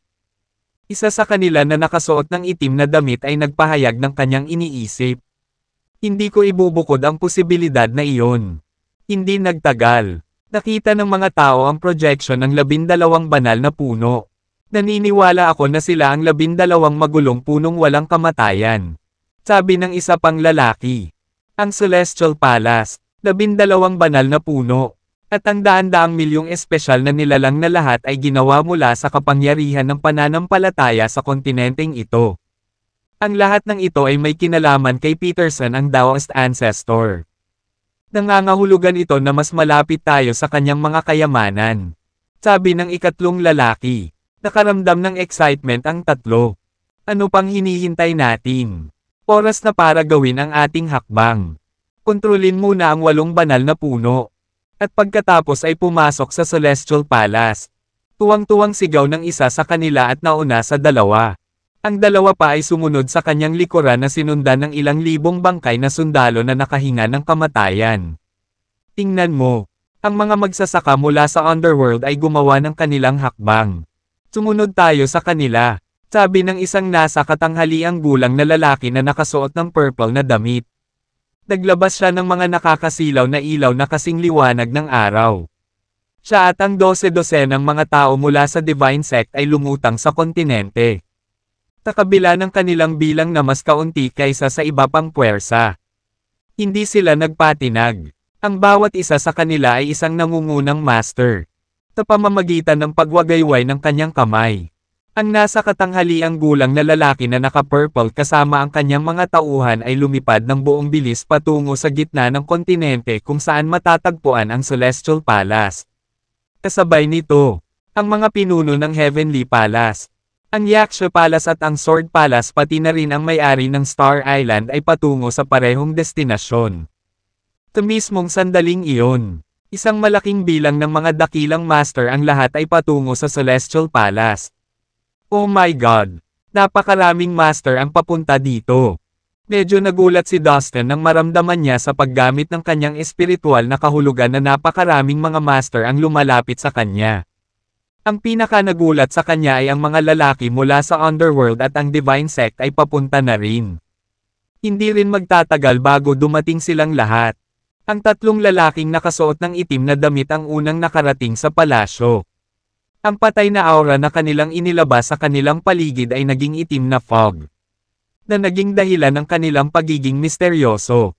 Dahil doon, hindi nakita ng mga tao ng malinaw ang kanilang mga mukha. Ang tatlong figure na nakaitim ay sumugod patungo sa 8 banal na puno na halatang tanging target nila. Ang maitim na bakal na kadena na kumikinang sa nagyayelong liwanag ay lumabas sa kanilang mga kamay. At lumipad patungo sa 8 banal na puno. Ang mga kakilakilabot na nilalang na ito ay dapat na mula sa Underworld. Halatang hinahabol nila ang 8 banal na puno. Nakasimangot na naisip ni Dustin. Bumunot siya ng espada na nakuha niya mula sa Ghost Dome. At hinawakan ito. Ang liwanag ng espada na naglalaman ng kapangyarihan ng 12,000 galaw ng espada ay madaling naputol ang dosenang kadena na bakal. Ang espada ay isang mahiwagang kayamanan na ginawa ng isang tunay na immortal. Posibleng iniwan ito ng Sword Emperor sa Ghost Dome. Nakakatakot ang kapangyarihan nito. Kasama ang makapangyarihang liwanag ng espada. Mabigat ang hampas ni Dustin. Damn you, mga bastos. How dare you surprise attack us like this? Tuturuan kita ng leksyon na hinding-hindi mo makakalimutan. Galit na sigaw ng kataas-taasang banal na puno. Walang sabi-sabi. Iwinagayway ng tatlong lalaking nakaitim na balabal ang kanilang mga kamay. Ang mga itim na kadena na bakal ay bumaril at mabilis na nabuo ang isang malaking itim na hola na lumipad patungo sa 8 banal na puno. Ang hola ay tila isang malalim na hanay, na naglalabas ng malakas na aura ng kamatayan. Gamit ang kanyang isip, tinawag ni Dustin ang demonyong avatar at kinokontrol ito upang tumayo sa harap ng 8 banal na puno. Itinaas nito ang kamay at ikanaway ito, na lumikha ng bitek. Maraming mga kalansay ang nag-scroll mula sa bitek at pumasok sa itim na hola. Sa sumunod na segundo, sabay-sabay na sumabog ang lahat ng puting kalansay sa hola. Sa isang malaking pagsabog, ang itim na hola ay nawasak sa lugar. Hawak ang diabolic killing needle sa kamay nito. Ang demonyong avatar ni Dustin ay nakipaglaban ng husto sa tatlong lalaking nakaitim na balabal. Biglang bumaba mula sa langit ang isang matingkad na kumikinang. Higanteng kamay sa pagtatangkang agawin ang 8 banal na puno. Para itong gawa sa pinong jade. Naglabas ito ng napakalaking kapangyarihan. Bumilis ang tibok ng puso ni Dustin. Ito ay isa pang hindi kapani-paniwalang master. Naisip niya, ang nasa katanghaliang gulang na lalaking naka-purple mula sa Divine Sect ang gumawa ng hakbang. Ang nakakatakot na napakalaking kamay ng jade ay humaharang sa araw. Bumaba ito mula sa langit ng malakas. Ang pinakamataas na banal na puno. Ang banal na dilaw na puno. Ang banal na lilang puno. At ang banal na puno ng buhay ay sabay-sabay na umatake. Ang kanilang mga dahon at sanga ay gumagapang sa kalangitan. Na gumagamit ng lahat ng uri ng pag-atake upang labanan ang napakalaking kamay. Hawak ang mahabang espada. Patuloy na umindayog si Dustin at tinamaan ang malaking kamay na iyon. Ang bawat pag-atake niya ay naglalaman ng kapangyarihan ng 12. 000 sword light na nagsanib sa isa. Kasabay nito, tinigilan ng walang katapusang kapangyarihan ng batas ang malaking kamay ng jade na parang torrent. Sinusubukang i-seal ito ng buo. 5 beses na naranasan ni Dustin ang low-power transformation sa cocoon. At dahil dito, madali niyang nakontrol at nasupil ang espasyo sa paligid niya. Ang marahas na epekto ng enerhiya ay ganap na bomb-alot sa buong kalawakan. Na parang tidal wave na handang lumunin ang isang buong nayon. Si Dustin at ang 8 banal na puno ay napilitang umatras sa pamamagitan ng banal na liwanag na nagmumula sa dambuhalang kamay. Bigla siyang nagulat nang maramdaman niya na ang kanyang vital energy at dugo ay hindi matatag habang ang kanyang katawan ay nanginginig ng husto. Masyadong nakakatakot ang lakas ng nasa katanghaliang gulang na lalaking iyon na naka-purple mula sa Divine Sect. Malamang ay nasa parehong antas siya ng pinuno ng palasyo ng langit. Dahil sa kanyang bigong pag-atake, ang nasa katanghaliang gulang na lalaki na naka-purple ay nginisyon at naglunsad ng isa pang suntok. Ang kanyang kamao ay napakalakas at kakilakilabot, na nagniningning sa maliwanag na kalangitan. Ang labis na kakilakilabot na enerhiya ay nagliyab at naging napakalaking magma na halos tanggayan ang lahat sa abot ng kanyang kamay. Si Dustin at ang mga banal na puno ay napatulala nang makita ito. Sa kanilang pinagsama-samang pag-atake, na natiling hindi nasaktan ang nasa katanghaliang gulang, wala man lang kahit kaunting sugat ang natamo sa kanyang katawan. Sa kanilang pinakamakapangyarihang mga kasanayang ginagamit, si Dustin at ang 4 na banal na puno ay natangay pa rin. Ha! Bagay ka talaga! Ang nasa katanghaliang gulang na lalaki na naka-purple sambit. Bahagyang nagulat sa kung ano ang maaaring dalhin ng kanyang mga kalaban sa mesa. Sa oras na ito, isang grupo ng mga tao na may kakilakilabot na aura ang nakapalibot sa Celestial Palace. Sila ang pinuno ng Heaven Palace, ang pinuno ng Yaksha Palace, at iba pang maimpluwensyang tao. Sa likod nila ay mga grupo ng mga tao mula sa lahat ng iba pang puwersa. Sabay-sabay na nagmamadaling patungo sa Celestial Palace. Ang lahat ng mga templo sa buong kontinente ay nawasak. At ang natitira na lang ay ang Celestial Palace. Nasabik na habulin ng mga masters na ito. Napansin agad ng pinuno ng Heavenly Palace at ng iba pang makapangyarihan ang mga tao mula sa Underworld. Nakakaibang death aura at mga bangkay na sundalo na nakapalibot sa kanila. Isang larong pambata ang makita ang mga miyembro ng Underworld. 3 sa kanilang pinakamakapangyarihang cultivator ay mahigpit na nakikipaglaban sa demonyong avatar. Bawat isa sa kanila ay naglalabas ng aura ng kakilakilabot na kamatayan at may itim na karit sa kanilang mga kamay. Sama-sama, nais nilang ay bypass ang demonyong avatar at direktang sumugod sa 8 banal na puno upang mahuli sila. Gayunpaman, gamit ang Diabolic Killing Needle, ang demonic avatar ay nagpakita ng isang lihim na kasanayan sa pakikipaglaban mula sa lahi ng demonyo. Na hinaharangan sila ng paulit-ulit. Pumunta ka doon at hawakan ang 8 banal na puno. Tigaw ng isang makapangyarihang master mula sa Underworld. Kaagad, isang grupo ng mga bangkay na sundalo ang sumugod patungo sa 8 banal na puno. Kasabay nito, 12 ng mga tao mula sa Divine Sect ang umikot sa 8 banal na puno mula sa ibang direksyon. Na naglalayong hulihin din sila. 2/3. Inutusan ni Dustin ang mga tropang demonyo palabas ng Slave Tower upang palibutan ang 8 banal na puno at protektahan sila. Sa mga demonyong ito, 5 sa kanila ay kasing lakas ng isang ninuno ng sekta. Tungkol naman sa hukbo ng Immortal Endworld sa Slave Tower. Hindi sila kasing lakas ng mga demonyong ito. Kaya hindi sila pinalabas ni Dustin. Kaagad, sumiklab ang gulo. Ang mga bangkay na sundalo ng Underworld at ang mga tao mula sa Divine Sect ay parehong gustong agawin ang 8 banal na puno. Gayunpaman, labis ang kanilang pagkadismaya. Ang mga demonyo ay nasa labas at pinoprotektahan ng mabuti ang mga puno. Ang pinuno ng Heavenly Palace at iba pang mga master ay tumitig sa mga bangkay na sundalo mula sa Underworld na may malamig na mga mata. Nag-aalangan. Gayunpaman, sa huli, pinili nilang huwag kumilos, bagaman ang mga bangkay na sundalong iyon ay karaniwang mga kaaway ng lahat ng tao sa universo. Ito ay hindi pinansin sa ngayon. Ang pinakamahalagang bagay, sa oras na ito, ay hanapin ang mga kayamanan sa Celestial Palace. Ang daming holy tree dito. Ulalas ng pinuno ng Sword Palace habang nakatitig sa 8 banal na puno gamit ang nagninangas na mga mata. Ang mga punong iyon ay talagang napakabihirang kayamanan. Kaya sa pagkakataong ito sa harapan nila, ang mga kalaban ay hahabulin sila alinman sa pamamagitan ng kawit o ng manloloko. Ang mga banal na punong kahoy na ito, lalo na ang mga nagkaroon ng katalinuhan, ay maaaring gamitin upang pinuhin ang mga table task, gumawa ng mga sandatang mahika, o tumulong sa mga magsasaka sa pagsasanay. Kahit na ang mga martial artists sa parehong antas ng mga ninuno ng sekta ay sabik na makuha ang kanilang mga kamay sa ilan sa mga banal na punong ito. Noong nakaraan, ang 4 na banal na puno, kabilang ang pinakamataas na banal na puno, ay nananatili sa Slave Tower. Walang nakapansin sa kanila hanggang sa makalabas sila. Ng pinuno ng Heavenly Palace at ng iba pang mga master na nasa harapan nila ang 8 banal na puno. Nang makita sila, tuwang-tuwa sila. Agad na nagningning ang kanilang mga mata sa matinding kasakiman. Matamang nakatingin sa mga puno ng may katakawan. Umalis ka, tigaw ng nasa katanghaliang lalaki na naka-purple.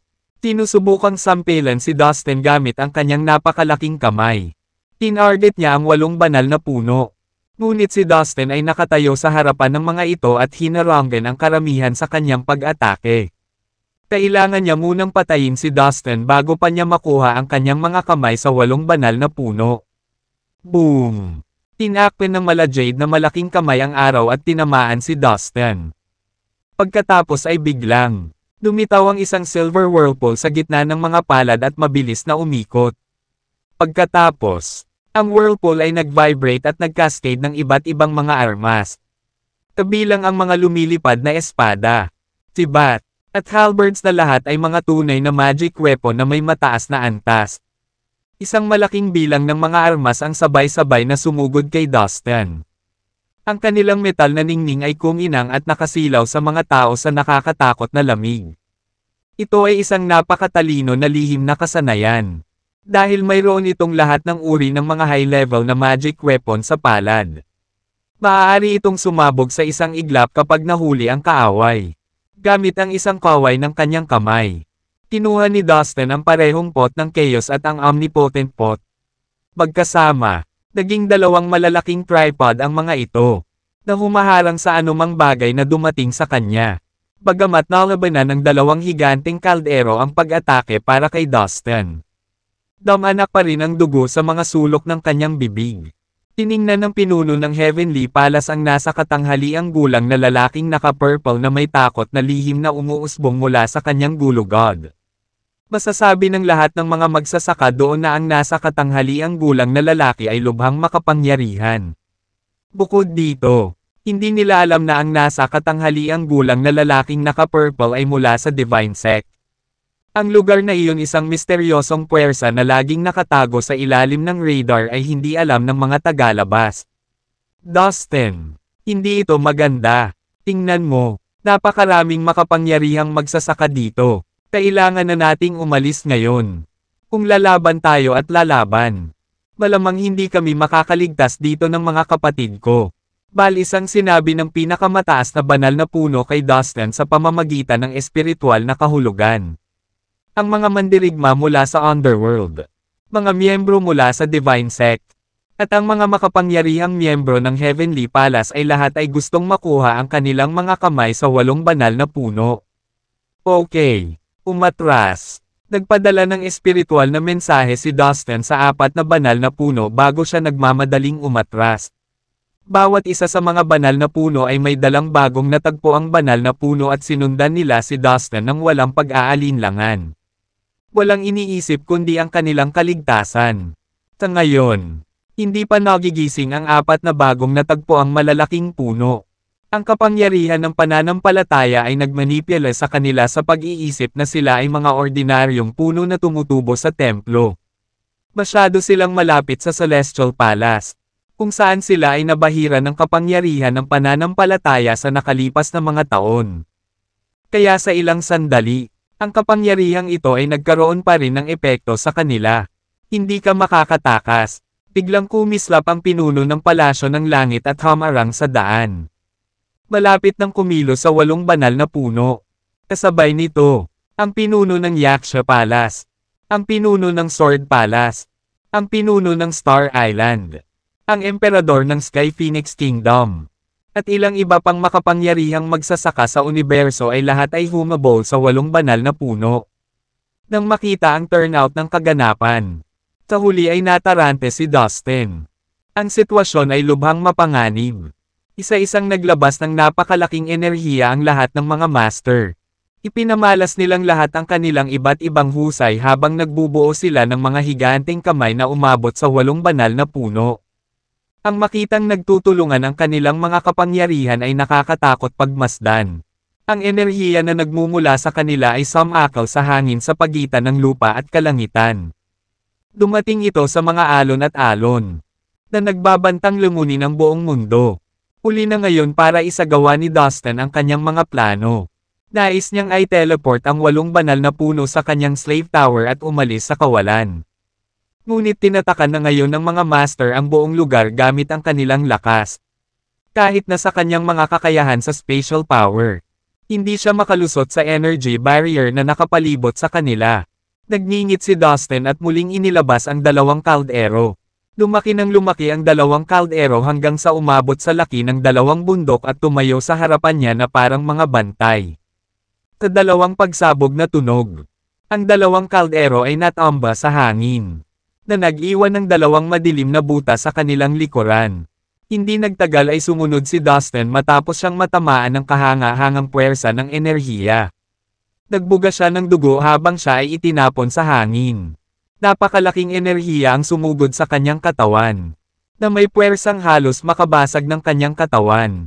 Biglang bumukas ang pinto sa lihim na kaharian ng kanyang puso. Lumabas ang isang bathala na naliligo sa liwanag. Ibinuka nito ang bibig at bumungad dito ang isang kalawakan ng mga bituin. Sa sandaling ito, ang katawan ni Dustin ay nagliyab na parang apoy. Pinipigilan nito ang evil energy na lumalabas sa loob niya. Bagamat nakamamatay ang kanyang mga sugat, ito ay pinagaling ng kanyang Phoenix Nirvana skills. Namangha sa bagong natatagpo ang kapangyarihan na hatid ng bathala sa loob niya. Hindi naiwasang magulat si Dustin. What the hell? Gulat na napanganga ang lahat ng mga master habang nasaksihan nila kung paano mabilis na nakabawi si Dustin sa kabila ng magkasanib na pag-atake. Kakalabas lang niya ng dugo pero maayos na siya ngayon. Agad-agad silang lahat ay nagmamadaling maabot ang 8 banal na puno. Damn it, mga kapatid. Bakit tulog pa kayo? Kukunin na tayo. Gumising ka, Sherman. Ang kataas-taasang banal na puno ay umungal sa 4 pang natutulog na puno. Niyugyug sila nito ng marahan. Sinusubukang gisingin sila. Ang 4 na dambuhalang puno ay tila naramdaman sa wakas ang pagmamakaawa ng kanilang kapatid. Pinaliwanagan ng mga banal na ilaw ang kanilang mga sanga at dahon, na pinupuno ang buong kalangitan. Sa wakas nagising na sila. Tuwang-tuwa si Dustin sa nakita. Magsanib puwersa tayo para lumikha ng array. Nag-utos ang isa sa mga bagong gising na puno ng mapagtanto nito ang nangyayari. Biglang lumiwanag lahat ng 8 puno ng sabay. Ang enerhiya ay tumakbo sa kanilang mga puno, tanga at dahon. Umihip ang hangin sa paligid nila. Ang kanilang mga aura ay nagsanib sa isa't isa, na lumikha ng isang gintong pagoda sa itaas ng kanilang mga ulo. Natakpan nito ng buo ang 8 banal na puno, habang walang tigil na dumadagandong ang nakakabinging ingay. Bang! Ang dilaw na enerhiya ay lumabas mula sa ginintoang pagoda sa mga alon, na nagmamadaling lumabas sa lahat ng direksyon tulad ng isang rumaragasang dagat. Humph! Ang pinuno ng Heavenly Palace ang unang nanangil dito. Ngunit napabalik lamang siya sa sandaling bumangga ang kanyang pag-atake sa umaalon na enerhiya. Ang natitirang mga master ay nagsimulang maglunsad ng kanilang mga pag-atake sa gintong pagoda. Ngunit ang enerhiya sa paligid nito ay napakalakas na ang lahat ng kanilang mga pag-atake ay naharang. Pumasok ka na, boy. Ang kataas-taasang banal na puno ay sumigaw kay Dustin, na nagpapahintulot sa kanya na magtago sa ilalim ng proteksyon ng gintong pagoda. Tuwang-tuwa si Dustin. Hinawakan niya ang lahat ng mga tao ng lahi ng Diablo gamit ang kanyang pinalaki na kamay at ini-teleport silang lahat sa kanyang slave tower. Pagkatapos ay sumugod siya patungo sa 8 banal na puno gamit ang kanyang demonyong avatar. Ang ginintoang pagoda ay kumikinang ng napakatalino sa itaas ng mga banal na puno, na naglalabas ng napakalaking enerhiya na nabalisa ang hangin sa kanilang paligid. Walang sino man sa mga master ang makalusot dito. Ang galing! Hindi napigilan ni Dustin na mapasigaw sa paghanga. Hindi naman ito malaking bagay. Kung pagsasama-samahin nating 12 magkakapatid ang ating mga kapangyarihan, maaari nating patayin ang sino mang tunay na immortal na parang mga hayop lamang. Ang kataas-taasang banal na puno na may pagmamalaki. Tila talaga ang magulong punong walang kamatayan. Ang 3 master mula sa underworld ay sumigaw sa mga banal na puno dahil naalala nila ang mga kwento tungkol sa walang kamatayang magulong puno. Ang nasa katanghaliang gulang na lalaki na naka-purple ay tumitig sa 8 banal na puno na may time na mata sa kanyang mga mata. Takabila ng nagmula sa iba't ibang universo na may iba't ibang background at kultura. Ang mga tao mula sa underworld at ang divine sect ay nakarinig ng ilang mga alamat tungkol sa magulong immortal na puno. Ngunit ito ang unang pagkakataon na narinig ng pinuno ng Heavenly Palace ang ganoong bagay. Magulong punong walang kamatayan. Tanong niya, pumasok tayo sa Celestial Palace. Sabi ng isa sa mga dambuhalang puno sa mga kasama nito. Ito ang isa na tinawag ng pinakamataas na banal na puno bilang Sherman. Iniisip ni Dustin na baka ito ang kanilang pinuno, habang ang gininto ang pagoda ay umaaligid sa kanilang mga ulo. Ang 8 banal na puno ay nagsimulang sumugod sa loob ng malaking templo ng tao. Ang pinuno ng Sword Palace ay tumayo sa harap ng kanyang mga tropa at iwinagayway ang kanyang espada sa gintong pagoda. Nagpakawala siya ng milyon-milyong sinag ng espada na umaagos patungo kay Dustin na parang rumaragas ang tubig. Ang gintong pagoda ay yumanig sa epekto. Gumanti ito sa pamamagitan ng paglulunsad ng mga ripples ng enerhiya patungo sa ningning ng espada. Pinapatay silang lahat sa isang kisap mata. Pagkatapos ay nagpakawala ito ng nakagigimbal na dagendong nang magsimulang umusbong ang isang nakakabinging tunog. Tila ito ay isang tuloy-tuloy na pag-awit na tila ang langit na Diyos ay bumubulong sa loob ng pagoda. Papalapit ito sa pinuno ng Sword Palace. Ang mga banal na puno, kasama si Dustin at ang kanyang demonyong avatar, ay tumakbo sa mga pintuan ng templo. Tinipa ni Sherman ang mga gate at naunang pumasok sa templo. Sumunod naman ang iba, sa Celestial Palace. Nang makita ito, ang pinuno ng Heavenly Palace ay nagwagayway ng kanyang kamay at inakay ang kanyang mga tropa patungo sa Celestial Palace. Ang natitirang mga makapangyarihang magsasaka ay nakaramdam ng pag-aatubili na manatili sa likuran. Sa pangunguna ng sarili nilang mga pinuno, sumugod din sila sa Celestial Palace. Tingnan mo, ang Celestial Palace. Sa sandaling ito, dumami na ang tuluyang tumawid sa dagat at nakarating sa isla kung saan matatagpuan ang palasyo sa gitna ng dagat. Mula sa kinaroroonan nila, sa wakas ay natatanaw na nila ang nagtataasang infrastruktura. Kung ikukumpara sa mga puwersa ng Heavenly Palace at ng Yaksha Palace. Ang mga taong ito ay mas mahina. Naiwan sila ng mga amo dahil hindi sila nakahanap ng mga barkong magdadala sa kanila sa dagat. Ngunit ngayon, sa wakas ay nakarating na sila sa kanilang destinasyon. Tingnan mo, nandito talaga ang palasyo. Tere na sa loob at maghanap ng kayamanan. Baka sa mga tao ang pananabik. Maya-maya, nagsimula na silang tumakbo papunta sa entrance. Natagpuan ni Dustin ang kanyang sarili na nalilito sa tanawing sumalubong sa kanya sa sandaling siya at ang mga banal na puno ay pumasok sa Celestial Palace.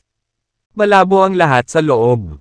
Napuno ito ng mahiwagang mga ilaw at may kulay na ulap.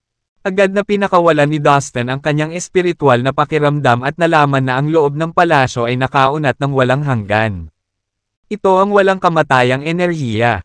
Tunay na walang kamatayang enerhiya. Napagtanto, nagulat at natuwa si Dustin nang maramdaman ang walang kamatayang enerhiyang kumukulo sa loob ng palasyo. Ang enerhiya dito ay kapareho ng sa misteryosong kuweba na binabantayan ni Corey at Farron sa Immortal Endworld. Ngunit ito ay masiksik at dalisay dito. Tunay nga, May walang kamatayang enerhiya dito. Kung tutuusin, ito ang palasyo ng matandang bastardo.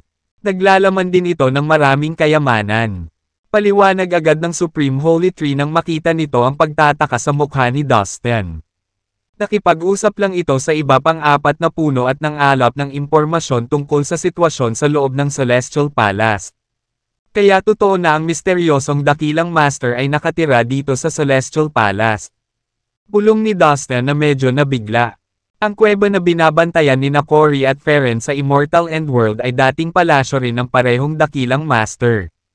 Tila ang dakilang master na ito ay nag-iwan ng maraming bagay sa sansinukob na ito. Ang iyong mga tao mula sa Immortal Endworld ay maaaring tumulong sa kanilang sarili sa mga kayamanan dito. Sa tingin ko ang matandang bastard na iyon ay malamang na nag-iwan ng maraming mahahalagang bagay. Maaaring ito ay isang magandang pagkakataon para sa iyong mga tao. Halika na, anak. Ngumiti ng pampalakas loob ang Supreme Holy Tree kay Dustin. Ang Daoist ancestor na iyon ay nanirahan sa palasyong ito ng ilang sandali upang mapag-aralan niya ang kapangyarihan ng pananampalataya. Pagkatapos ng kanyang pananatili dito, nag-iwan siya ng maraming kayamanan. Well, actually basura yan sa salita niya. Sabi ni Sherman. Tinawag ng kataas-taasang banal na puno ang misteryosong dakilang master bilang isang matandang bastard. Ngunit tinawag siya ni Sherman na Daoist ancestor. Hindi gaanong pinansin ng matandang bastard ang mga bagay na iyon. Ngunit ikaw at ang lahat ng iba pang nilalang sa sansinukob na ito ay tuwang-tuwang sumugod sa kanila. Pumasok ang kataas-taasang banal na puno. Mabuti kang tao. Utang namin sayo. Tara na. Dadalhin kita sa palasyo. Sabi ni Sherman. Lumipat patungo sa direksyon ng palasyo. Si Dustin, kasama ang iba pang mga banal na puno, ay sinundan ito ng nagmamadali. Ilang sandali pa, tinalubong sila ng tanawin ng mga palasyo at mga gusaling napapaligiran ng mga ulap. Napakaganda ng tanawin na may kaakit-akit na kalangitan at magandang disenyong mga bahay na may magagandang patio. Isang malakas na gininto ang liwanag ang sumilay mula sa bawat palasyo at bawat gusali. Ang lugar na ito ay puno ng walang kamatayang enerhiya. Dapat mayroong maraming napakahalagang kayamanan dito. Bulalas ni Dustin sa sarili pagkatapos niyang suriin ang mga gusali gamit ang kanyang espiritual na kahulugan. Ang ilang maliliit na angkan mula sa ating sansinukob ay nanakit sa Daoist ancestor noon.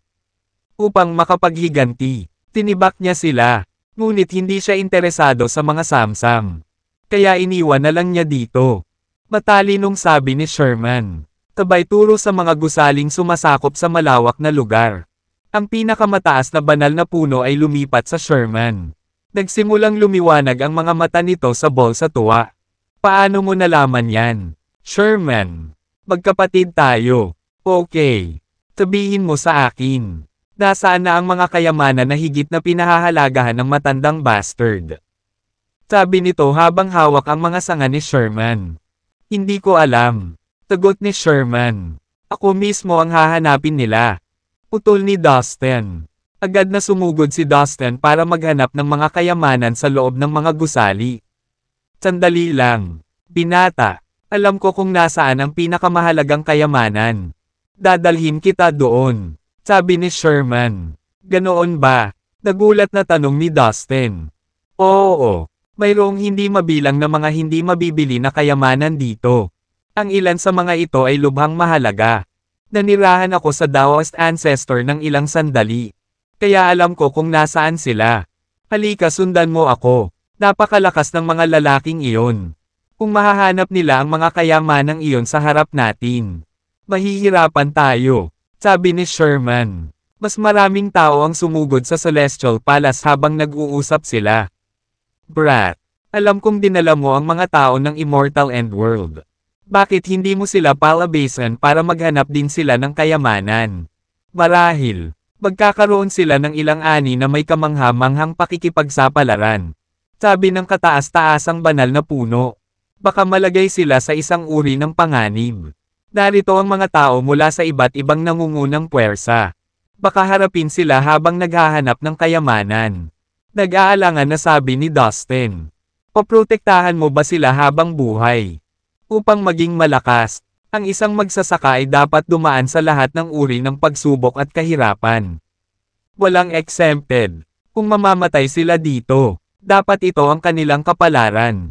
Hindi mo maaaring ipagkait sa kanila ang pagkakaroon ng mga pagkakataong sanayin ang kanilang sarili. Dapat mong matutunan na hayaan silang hawakan ang mga bagay sa kanilang sarili. Matalinong sabi ng banal na dilaw na puno kay Dustin. Tama ka. Nagpunta si Dustin sa isang sulok at ini-teleport ang kanyang mga tauhan mula sa kanyang magic treasure. Tatabi ng 8 Stone Saints. Ang Supreme Grandmasters ng Devil Insect Race. At ang mga Masters mula sa Immortal and Alliance. Mayroon ding grupo ng mga kabataan. Marami sa kanila ay kanyang mga kaibigan at mahal sa buhay. Tila ay sina Caroline, Ivy, Sue, Violet, The Gnome, Evan, at Herbert. Labis na nagmamalasakit si Dustin sa kanila, gamit ang kanyang espiritual na kahulugan. Mabilis na ipinaalam ni Dustin sa kanila ang kasalukuyang sitwasyon. Narito ang bagay. Ang mga tao mula sa pinakamataas na puwersa sa universo. Ang Heavenly Palace, ang Yaksha Palace, ang Sword Palace, ang Star Island, at ang Sky Phoenix Kingdom, ay nasa malapit, upang makuha ang mga kayamanan. Kailangan mong labanan ang mga ito. Kung natatakot kang malagay sa ilang uri ng panganib, maaari kang magpatuloy na manatili sa aking Special Magic Treasure. Kung mahilig ka sa mga pakikipagsapalaran, maaari kang magsimula sa lalong madaling panahon. Tinabi ni Dustin sa pamamagitan ng kanyang espiritual na kahulugan. Haha, niloloko mo ba ako? Dustin, wala akong pakialam kung sino sila. Narito ang mga kayamanan. Walang makakasagabal sa daan ko. Tugot ni Asa. Tama siya. Huwag kang mag-alala, Chief Dustin. Hindi kami duwag. Pumunta kami dito upang sanayin ang aming sarili at maghanap ng mga kayamanan. Ngayong alam na natin kung nasaan sila. Wala na tayong dahilan para manatili. May point siya. Hindi kami natatakot sa kanila. Kahit na sila ay mula sa Heavenly Palace o sa Yaksha Palace. Chief Dustin, ipapakita namin sa iyo na mas malakas kami sa kanila. Ang lahat ng miyembro ng Immortal and Alliance ay nakakaramdam ng pag-asa. Mabuti. Natuwa si Dustin sa naging tugon ng kanyang crew. Ang isang matalim na interes sa martial arts ay mahalaga sa mga magsasaka. Ngunit ang kawalang takot, pagpupursige, at pagsusumikap ay mas mahalaga kung talagang gusto nilang maging mahusay na mga master. Alam mo ba, bibigyan ko ang bawat isa sa inyo ng isang espiritual na kahulugan Jade Sleep. Ang bawat isa sa kanila ay naglalaman ng aking espiritual na marka ng kaluluwa. Kung mahuli ka sa anumang problema, magpadala sa akin ng mensahe sa pamamagitan nito. Pupunta ako para tumulong sa iyo nang wala sa oras. At isa pa, maging low profile. Huwag ipaalam sa iba na ikaw ay miyembro ng Immortal and Alliance. O kung hindi, hahabulin ka ng mga tao ng Yaksha Palace, sabi ni Dustin. Pagkatapos, ikinawi niya ang kanyang kamay at naglabas ng ilang jade slip mula sa kanyang space ring. Naglagay siya ng markang espiritual na kahulugan sa loob ng bawat isa sa kanila at binigyan ng isa ang bawat isa sa kanyang mga tauhan. Dahil sa kanyang malakas na espiritual na pakiramdam, inabot si Dustin ng wala pang 2 segundo para magawa ang lahat ng gawain. Dustin, dapat umalis na tayo, sabi ng 8 Stone Saints kay Dustin. Ginamit nila ang kanilang kakayahan sa paggalaw ng katawan para sumugod patungo sa mga makakapal na gusali sa di kalayuan. Lumapit sina Evan at Herbert at binati si Dustin. Teen, aalis na din kami, sabi nila. No, you stay with me, sabi ni Dustin. Medyo nakaramdam siya ng pag-aalala. Malaking bagay sa kanya sina Evan at Herbert. Pareho silang nakarating sa Immortal Realm. Nasa premium stage na si Evan at nasa medium stage na si Herbert. Ngunit hindi pa rin sila hinayaan ni Dustin na makipagsapalaran. Huwag kang mag-alala, teen. Kami ay humantong sa isang komportableng buhay sa Immortal End World sa lahat ng mga taon na ito. Binigyan mo kami ng lahat ng uri ng mapagkukunan. Oras na para magsanay tayo mag-isa. Taos pusong sabi ni Evan kay Dustin. Kahit na sabik siyang tuklasin ang palasyo. Naabot na ni Evan ang premium stage ng Immortal Realm at hindi na siya ganoong ungol na disipulo ng Sun Sect sa Prime Martial World. Isa na siya ngayon sa pinakamalakas sa mga kabataang henerasyon ng Immortal Endworld. Ngunit siya ay higit na tiwala kaysa sa kanyang mga kapantay. At tiyak na siya ay mukhang isang mahusay na master. Maging si Herbert ay malaki ang pinagbago. Matapos maabot ang Immortal Realm. Hindi na siya ang malandi na binatilyo na nagpahuli sa kanyang paglilinang. Binata, kung nag-aalala ka sa kanilang kaligtasan, paano kung bibigyan ko sila ng ilang kayamanan na magagamit nila upang protektahan ang kanilang sarili? Alok ni Sherman habang naglalabas ito ng ilang malalaking bag ng tela. Kayong dalawa ay kunin ang mga ito upang ipagtanggol ang iyong sarili. Sabi ni Sherman. Kumuha ito ng 20 lilang ball ang kristal na mas malaki sa kamaon ng tao. At pagkatapos ay naghagis ng tig 10 bola kina Evan at Herbert. Kapag naharap ka sa panganib, ihagis mo ang isa sa iyong kaaway. Maging ang mga dakilang master sa antas ng ninuno ng sekta ay masasaktan. O posibleng mamatay. Ginawa ng Daoist ancestor na ito ang Purple Thunder Bomb sa isang kapritsyo. Paliwanag ni Sherman. Maging ang mga dakilang master, na ang antas ay kapareho ng mga ninuno ng sekta, ay maaaring masugitan o mapatay ng mga ito. Parehong gulat na bulalas ni na Evan at Herbert. Namangha, tinitigan ni Dustin ang mga lilang kristal na bola. Sige, Teen, makakapagpahinga ka na alam mong protektado tayo. Kung gayon, dapat talaga umalis na tayo. Sabi ni Evan. Ginamit niya ang kanyang kakayahan sa paggalaw ng katawan at umalis kasama si Herbert. Napatingin si Dustin sa direksyon kung saan pupunta sina Evan at Herbert. Best friends ko sila. May tiwala ako sa kanila. Sila ay magiging sapat na malakas upang protektahan ang kanilang sarili. Soon enough, they'll find their own place in the universe. Masayang naisip niya.